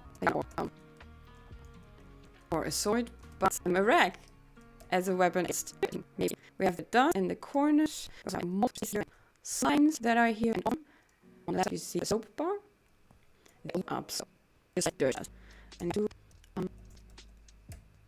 make some soap. Pickups in game. There is this one at the start. And the goal is to just clear a whole freaking level of dirt. That is also on the right side, the dirt bar that's missing. I'm cleaning up the red weapon. Which I mean, it used as a weapon. That's not being in this game. All the dirt is going sometime, which is it's gonna grow. So that's why sometimes feels hard. It's hard. So that's the game. There should be an addition where when things is clean, working. I'm really happy about that. Also, I made a little music for the podcast. So I'm lagging hard. Yeah, that's the game I made.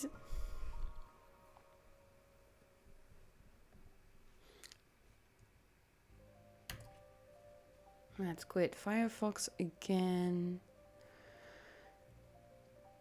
So I learned a lot from these 2 weeks. I learned a lot of coding, and I learned a lot about how to keep myself healthy throughout it.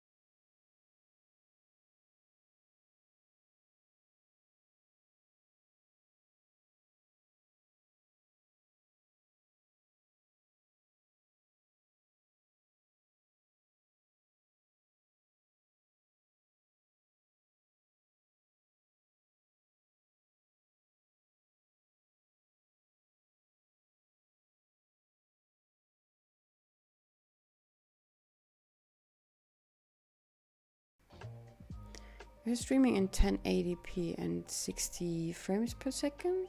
It's very laggy. Maybe by lowering the quality it would be better.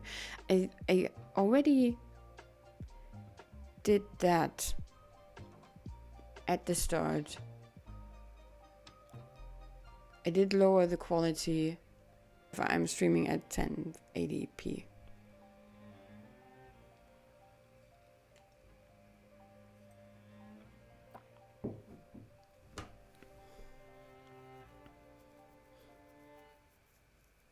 That was pretty much the first 3 months of streaming was me figuring out how to make it work without lagging, which included me ditching the awesome camera that I bought for streaming.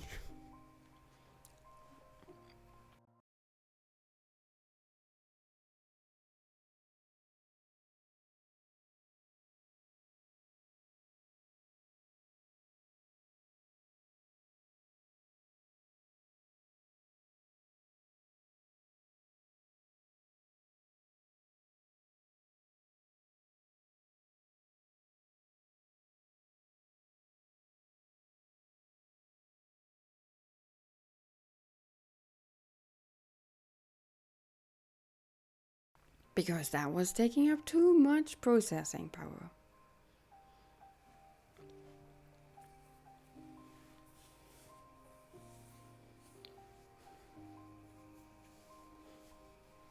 Thank you for asking about my game.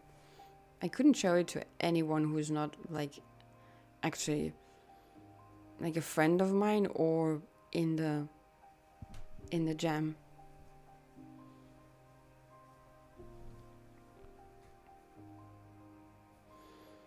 Okay, so I was thinking what I should do next. I could make a little art.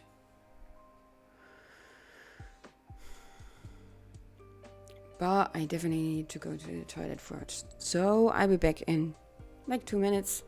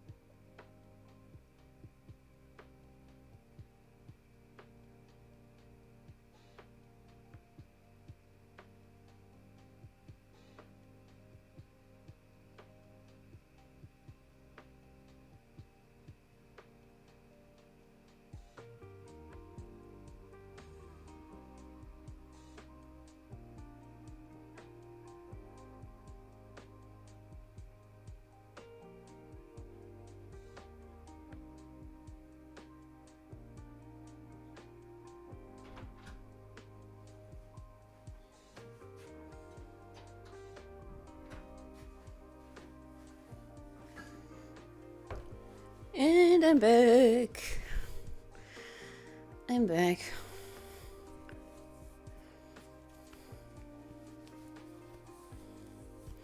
I keep getting zapped by my water, which is really weird. Like, I'm used to getting like a little electric shock when I cuddled with certain pillows that I have, and then I'm touching something else and there's a slip. I'm touching like any metal. But it also keeps happening when I wash my hands. Sometimes there are visible sparks between my fingertip and the water. And it's just... That's a little more scary. Because water and electricity is... I don't want that to come by. It's also more painful. But maybe that's because it's scary. Who knows?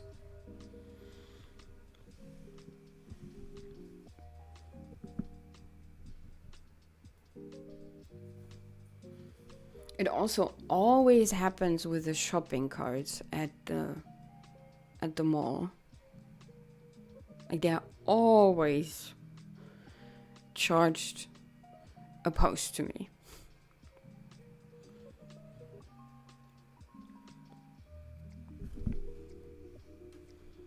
They even have like this weird plastic coverings over the top metal bar. Maybe to avoid people getting zapped. But I always get too close to the metal and then go zap.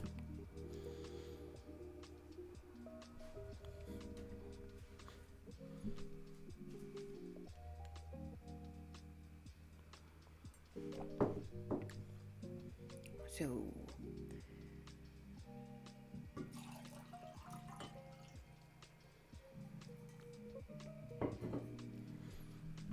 I do think I will just let this project go and not work further on it.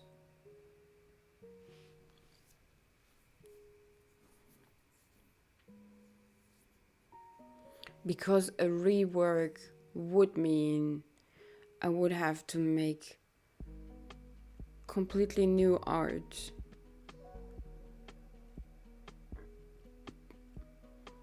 And completely rework the game.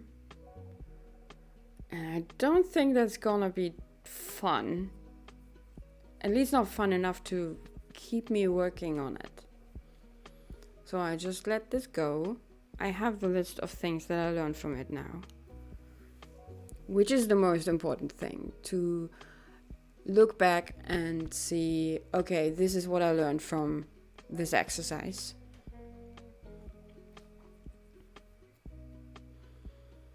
The best thing I can do is just let it go now and see what people say about it. Maybe it's due to the friction of your chair and your back that is loading the static electricity when you stand up. Very likely. I know I have some pillows that charge me up really fast. It's like rubbing a balloon on the hair and then just having it stand up. And like the thing that I have here is definitely, it's plastic, it's acrylics, so they tend to do that. But it's weird that it's always opposed to the shopping cart and sometimes opposed to the water that comes out of my faucet.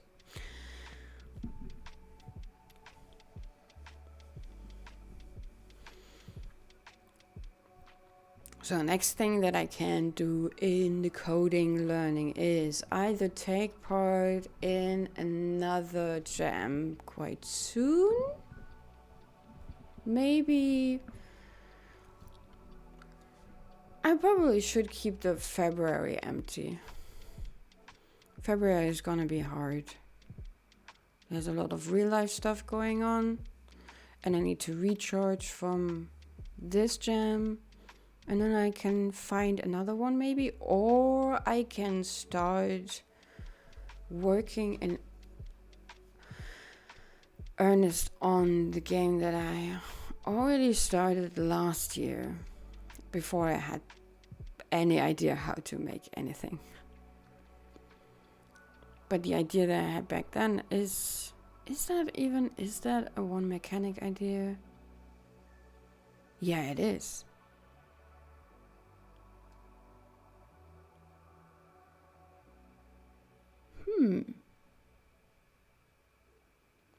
We'll see. I think I need like a month of thinking about it. And what I can do now is look at the art that I did before, so I can get out of the color scheme of this here.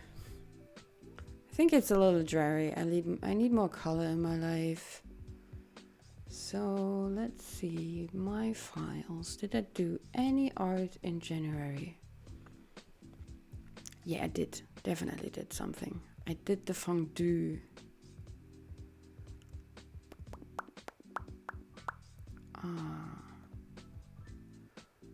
Where is anything?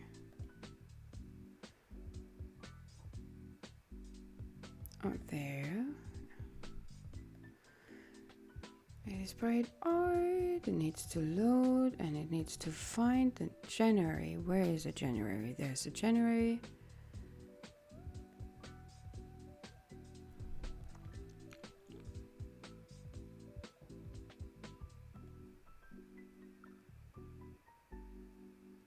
I made... Come on, open up.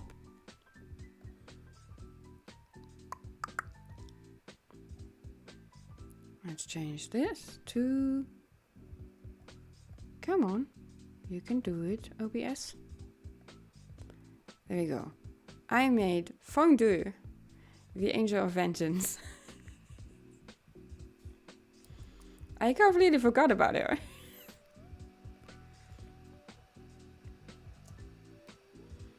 Let's see. We have the idol.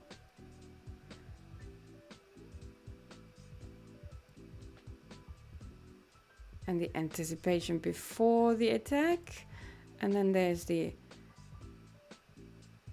attack, which is not well coded yet. And that's just a recovery. Yeah. This one was born because I bought a fondue. And there was a picture on the package that looked like an angel. So I made an angel that looks like a fondue. I really like her colors. What else did I do?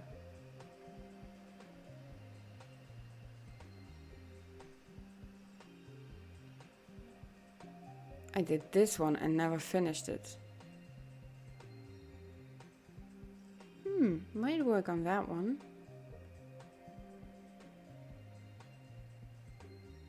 Or I make something completely new.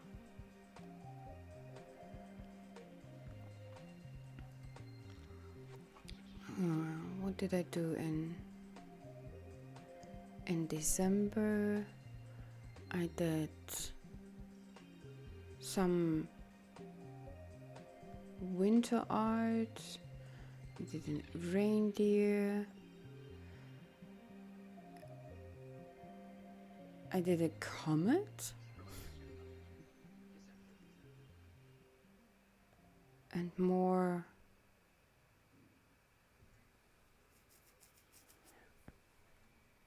fondue angel. Let's see. I did this one. That's the comet.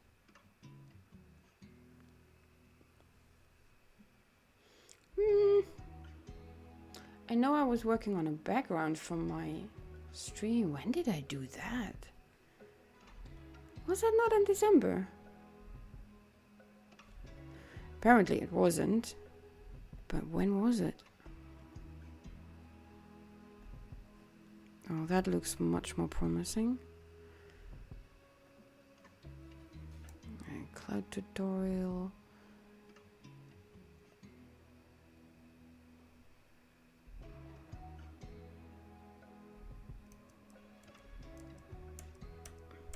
No, that's all the overlays. Okay, now I'm confused. Where is the other thing that I made?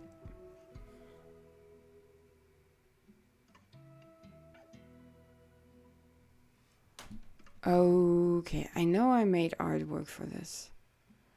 I don't know where I saved it though. Did I just not save it? Oh god, it was so good. Please don't have it. Oh, there it is. Holy cannoli, I scared myself. There we go. I worked on this one. And where is it? No, that's not the one. It's gonna have 2 stages. The day version and the night version. I really like the night version so much.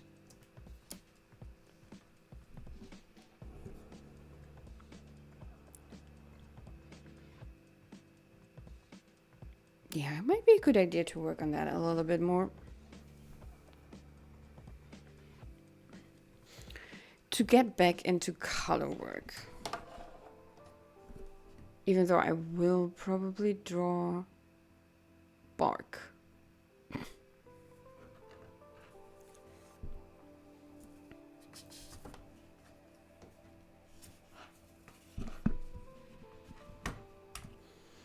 So let's go. Firing up the tablet.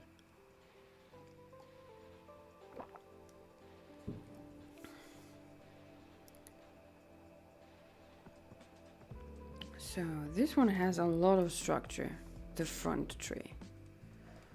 The back tree doesn't.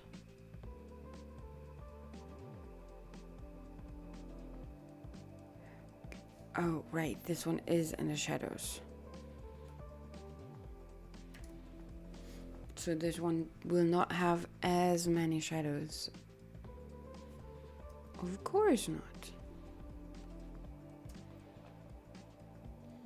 Is that the 3 colors that I use? This one. Oh, this is brighter. And this is the same as this? Yeah. So... Right. Thank you. Art is what I can do. That's where I come from.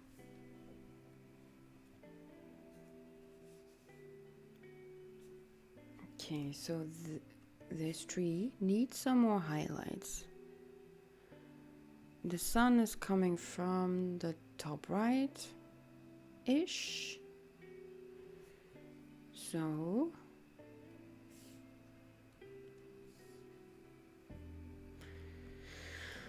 that's where we're gonna put the lights.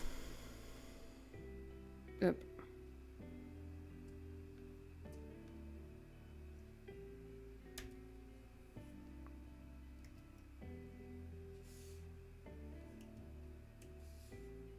Wait, which one is this? Yeah, these 2 are my colors.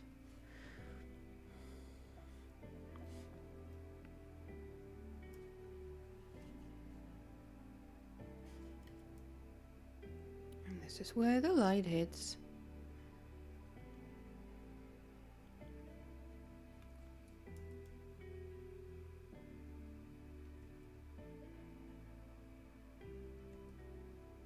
Mm-hmm.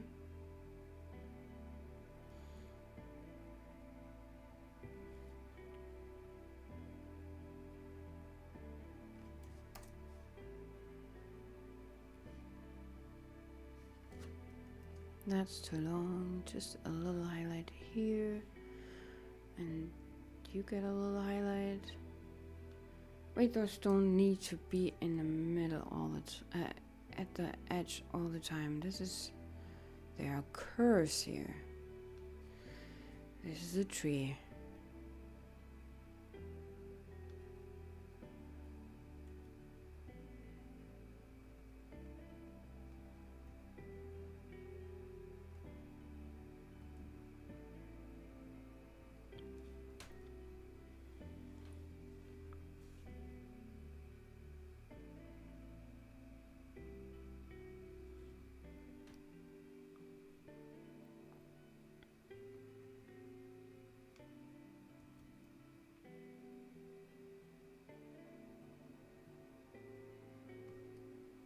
Oh yeah, that makes it look much more rounded. A well-rounded tree, that's what we want. So this will probably have like just a small highlight here.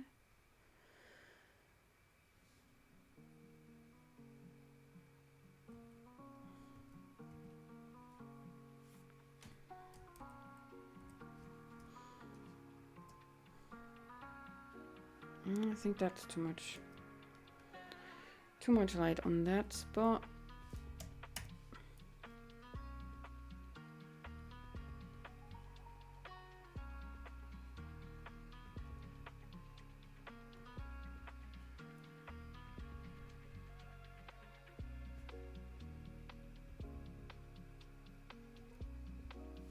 Just a little here. I really like to draw natural shapes, trees and plants, because whenever I make a mistake, I can just say, that's just how it grew. They don't have to be perfect in their shape.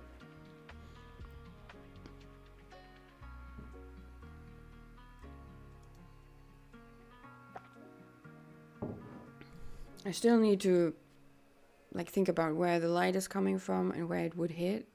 Like for example, it probably wouldn't hit here. That's too high up already. And there is likely also not much light going on here because that curves inward. So that's where I need to put more shadow.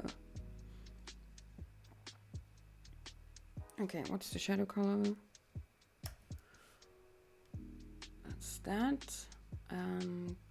That, okay.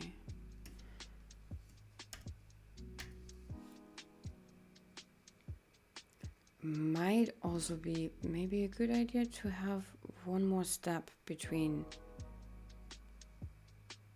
this and this. Oh wait, no, I know what I can do. I'm just using these two. I'm putting more of the dark stuff here. So this is curving down and inwards. This is a really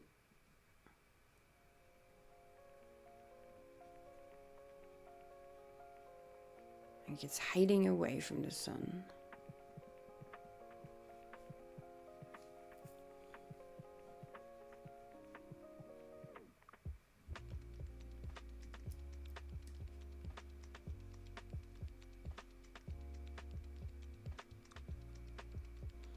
There's only a few spots that get a little sun, a little light. So you still see a little structure here, but not too much.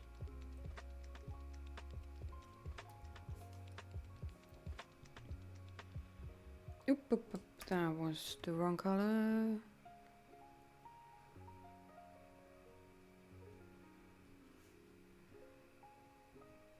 So these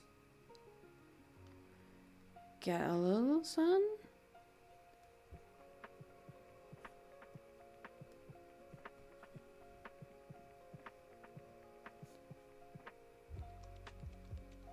But not too much. Not too much.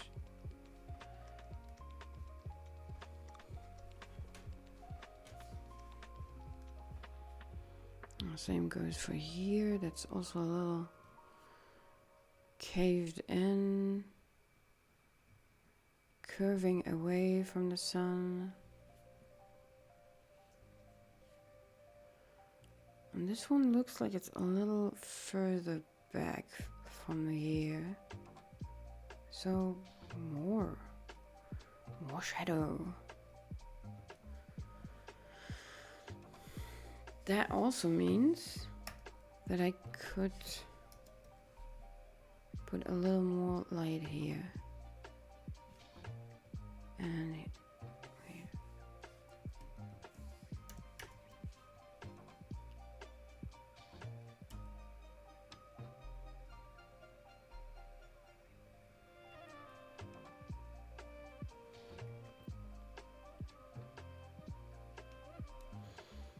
Oh, that's got a nice curve to it.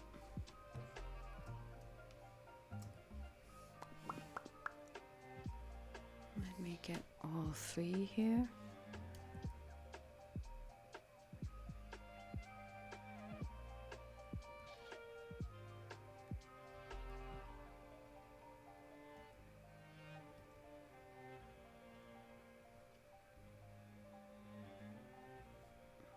Yeah, those get hit by the sun directly, so there won't be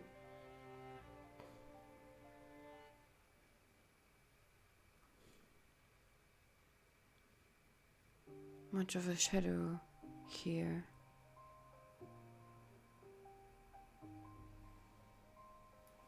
Yeah, that makes much more sense.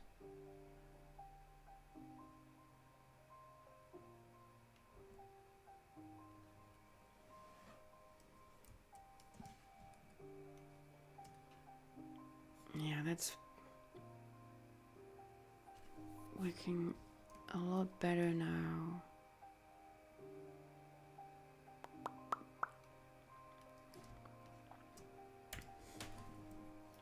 Oh, that was too close.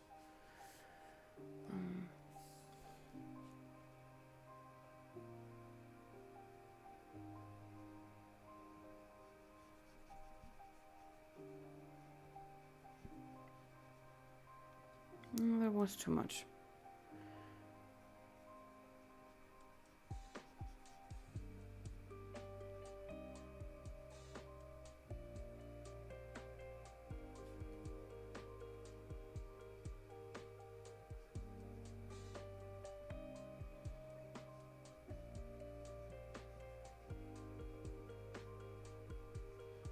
I can probably take away most of the light here because there's not gonna be light coming through.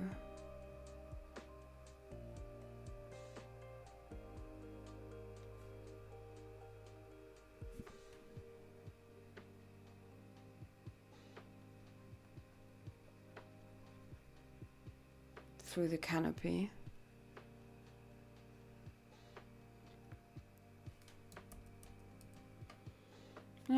A little here. That's too much of one color.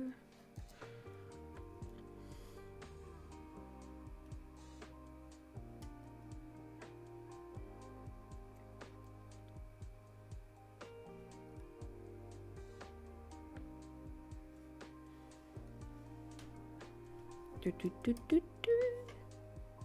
Yes. Much better. Now I can expand. I need to get rid a little of, what's that color?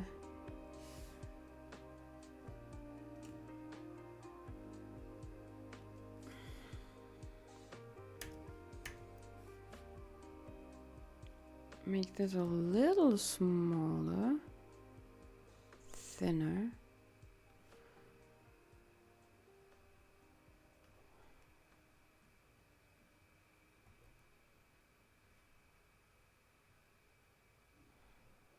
Yeah, And here.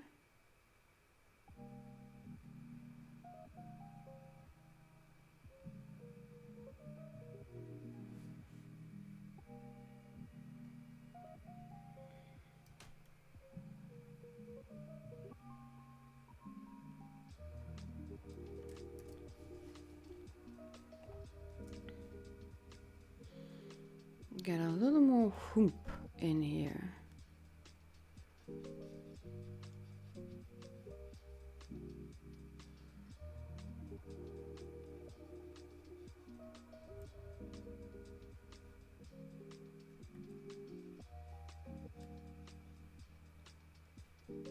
Okay.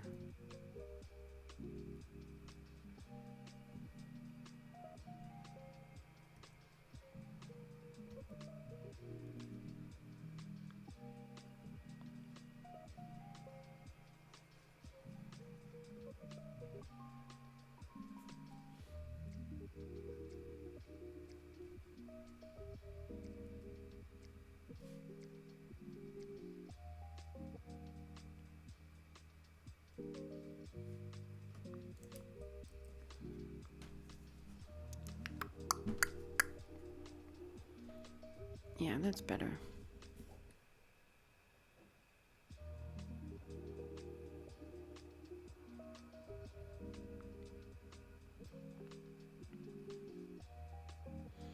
I could put some more smaller ones in here so that it doesn't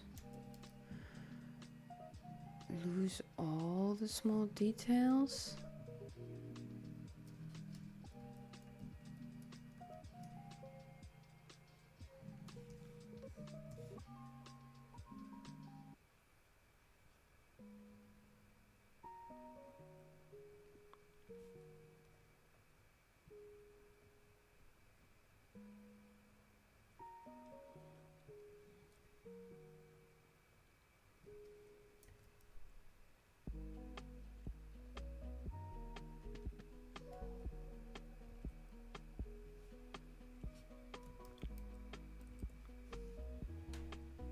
Yeah.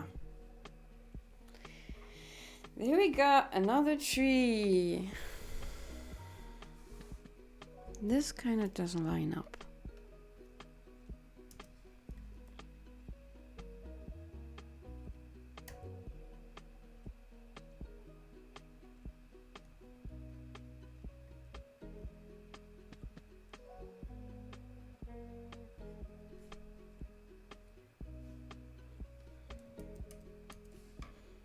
Yeah, that's better.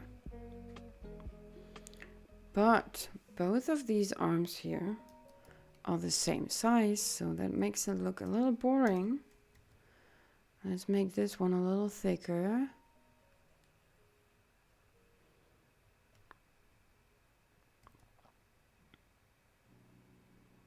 Take away from this a little. Taper this out.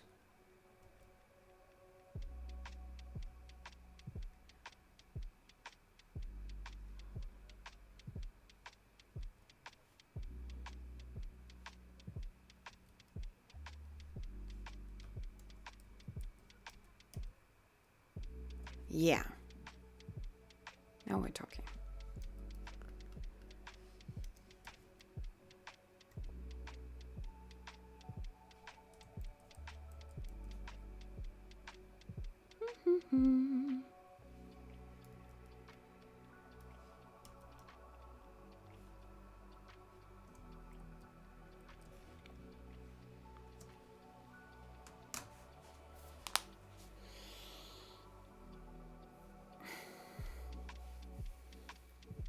When I started to draw this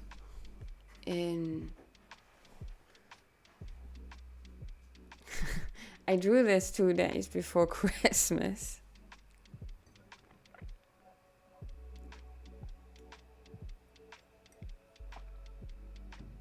I was probably already starting to miss the colors of the summer and the spring, and it was getting all dreary and cold. But I also wanted to just have something like this as my background, not something wintry. Not a big fan of winter.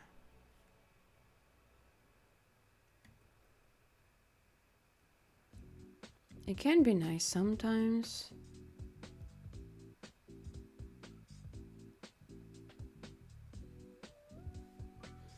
Oh no, that's parallel to the other one. Let's put that here.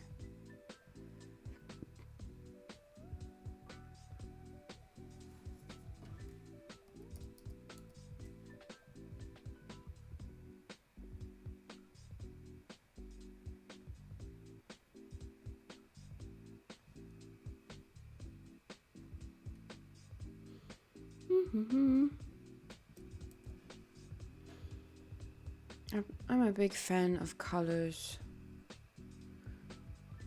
Like saturated colors. I don't even know why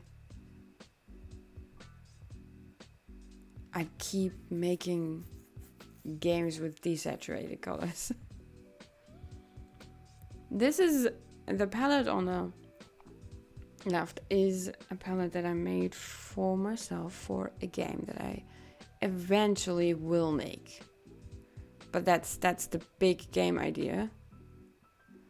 That will take me a few years to get to be able to do. But that's the palette that I want to use for it. But for the last two games, let's see.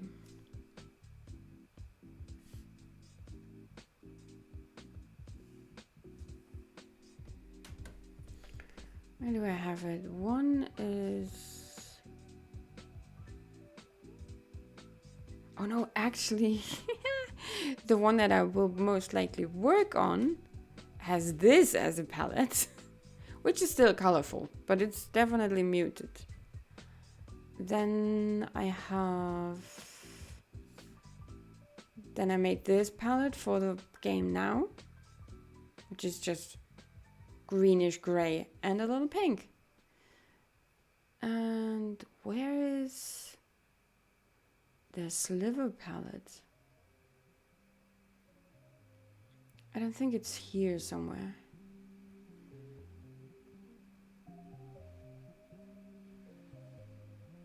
No. I don't have it here, I think. No. But the sliver palette was quite purple-ish. Let's see. That was back in July? Oh wait, I can just go to the projects.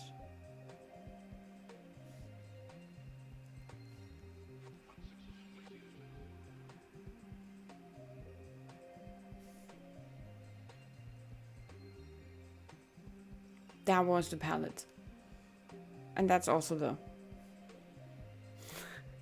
the player character from that game. Yeah, that was just purple and pink and a little blue and a little white.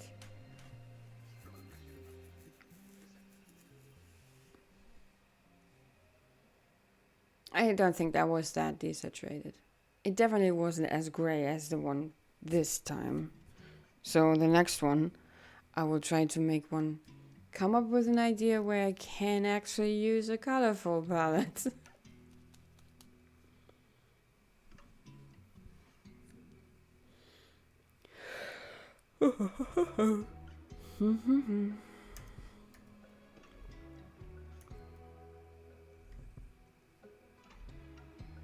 Why is that so bright?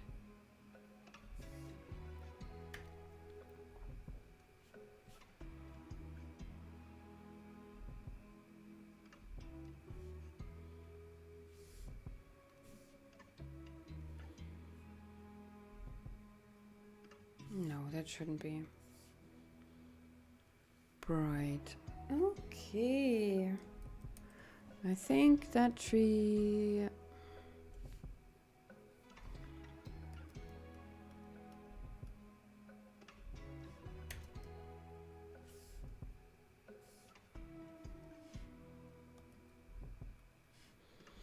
there should not be shadow on the whole thing. So I'm just gonna make a thing that sticks out a little and it's a little brighter. Yes, that works. Let's do that here as well a little. Yeah, because that sometimes happens.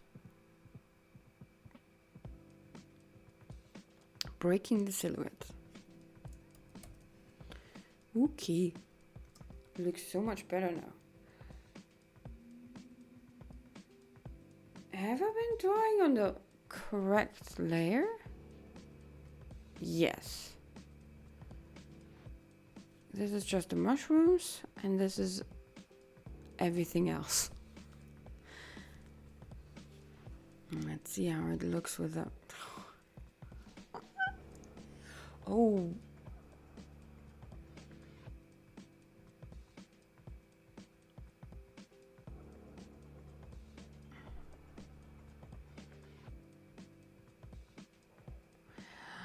I just realized something. Like,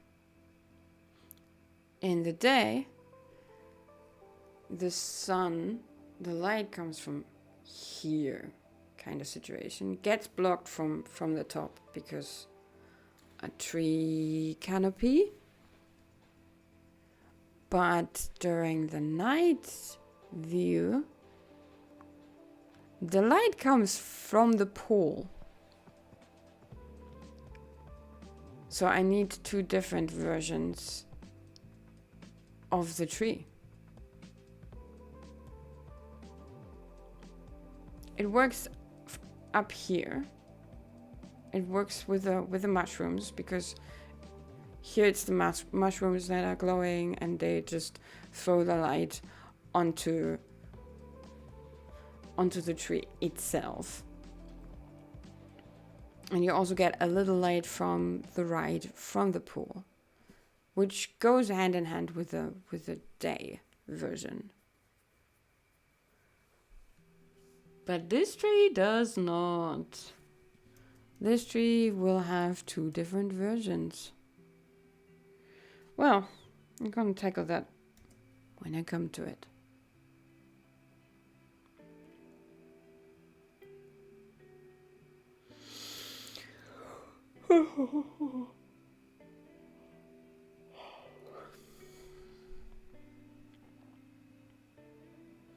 I could give it like a...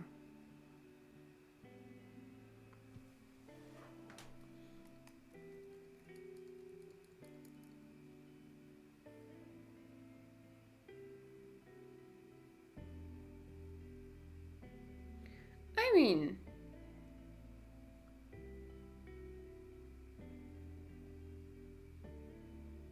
in the day view, the lake could also already give up some light, right? It could... I mean, it's my art. I can do that. So I could give it the light. The lighting from the water as well.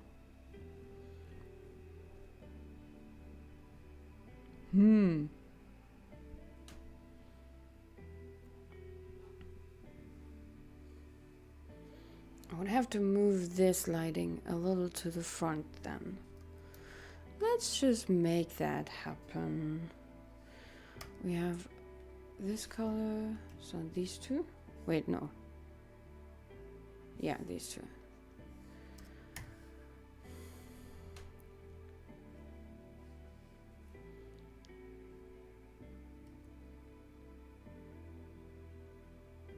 So I just move this a little to the middle of that thing, and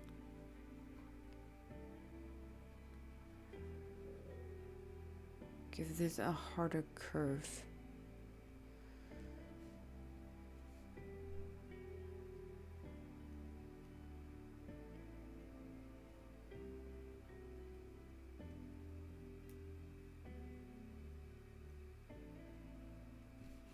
That would mean more light here.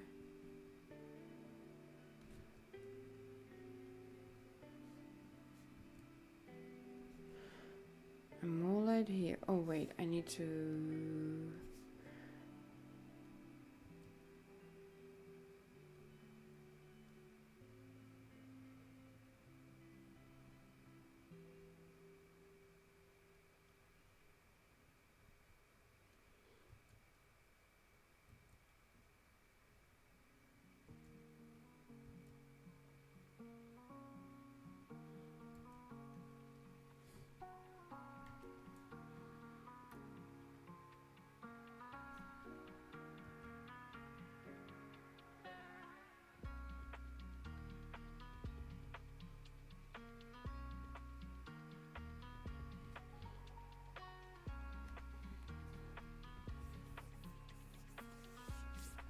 It's maybe a little too much light here.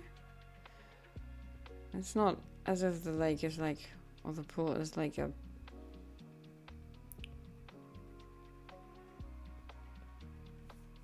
like a sun. And then we have a little here.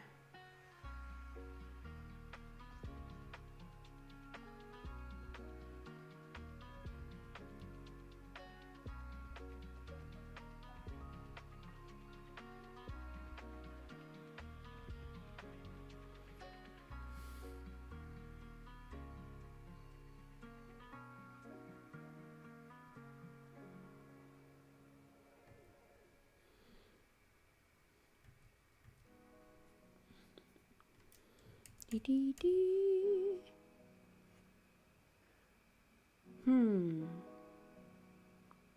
We'll definitely have to layer some bluish tint on top of that.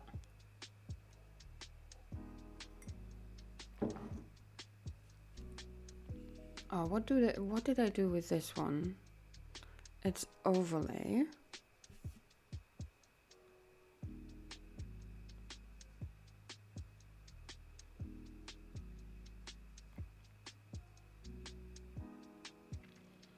I'm gonna do that. Let's see.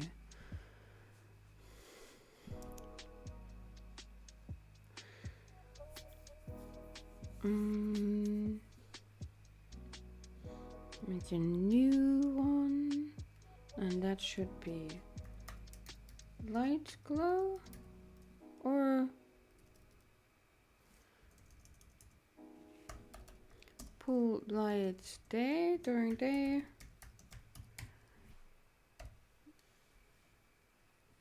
Okay, so the pool color is that.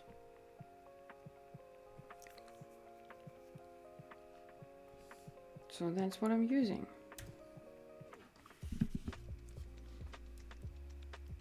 Let's see. Oh.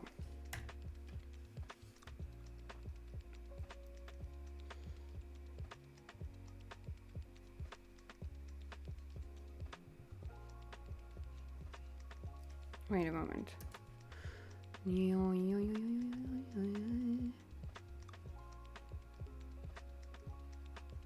Let's see how that works. Does that work?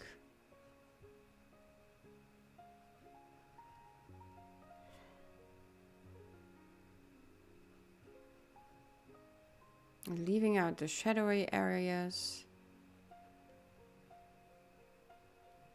so that the light can shine.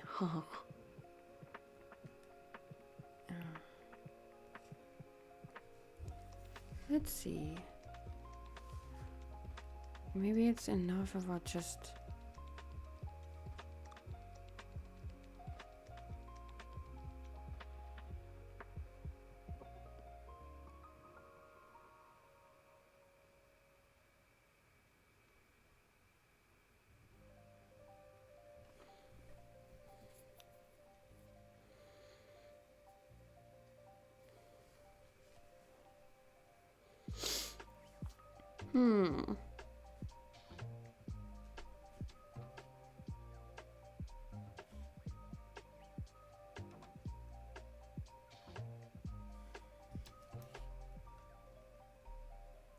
If I use that just on the light colors.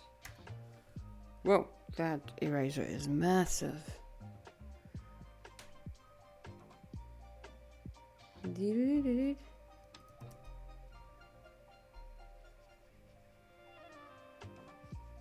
Oh, wait a moment.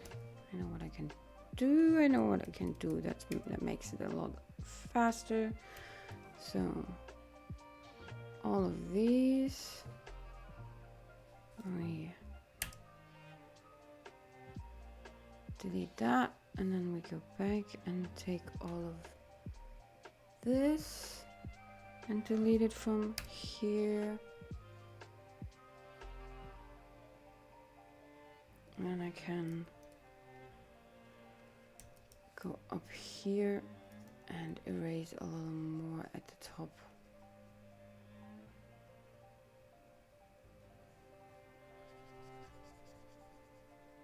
Because that's not, it doesn't reach that far, would it?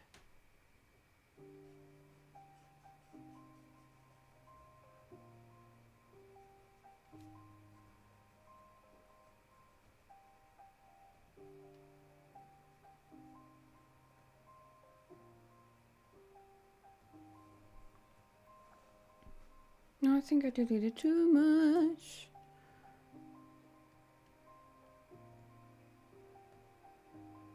Yeah.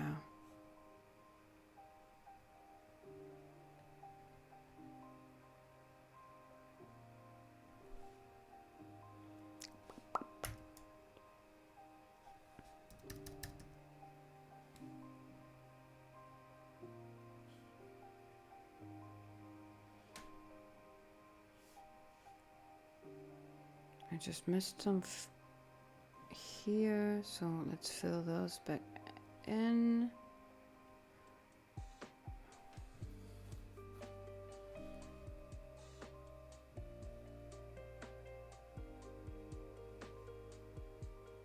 Nope, nope, nope, no.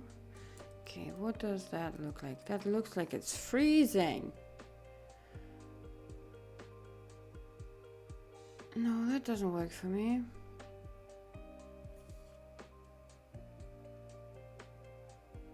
But it gives it more.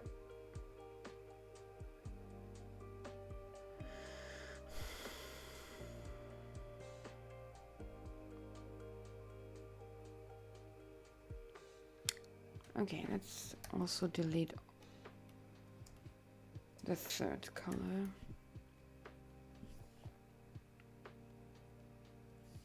From here, delete that.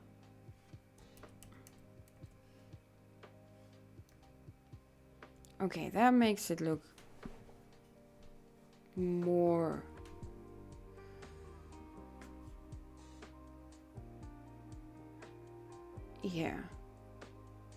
more fitting.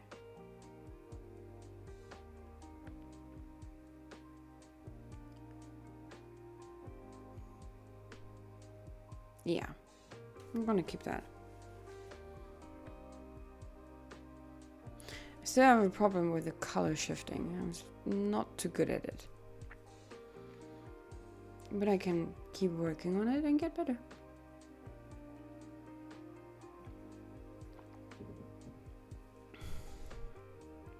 Would probably be a good idea to just make this layer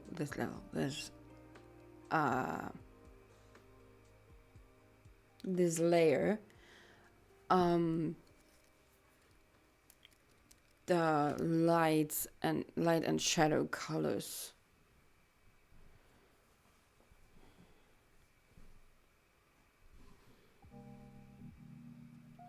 Yeah, I'm gonna do that if I don't forget it. Okay, I think for today I'm done. This was 3 hours.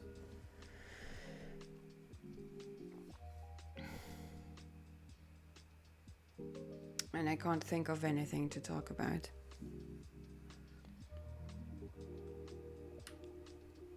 So I'm gonna end the stream now.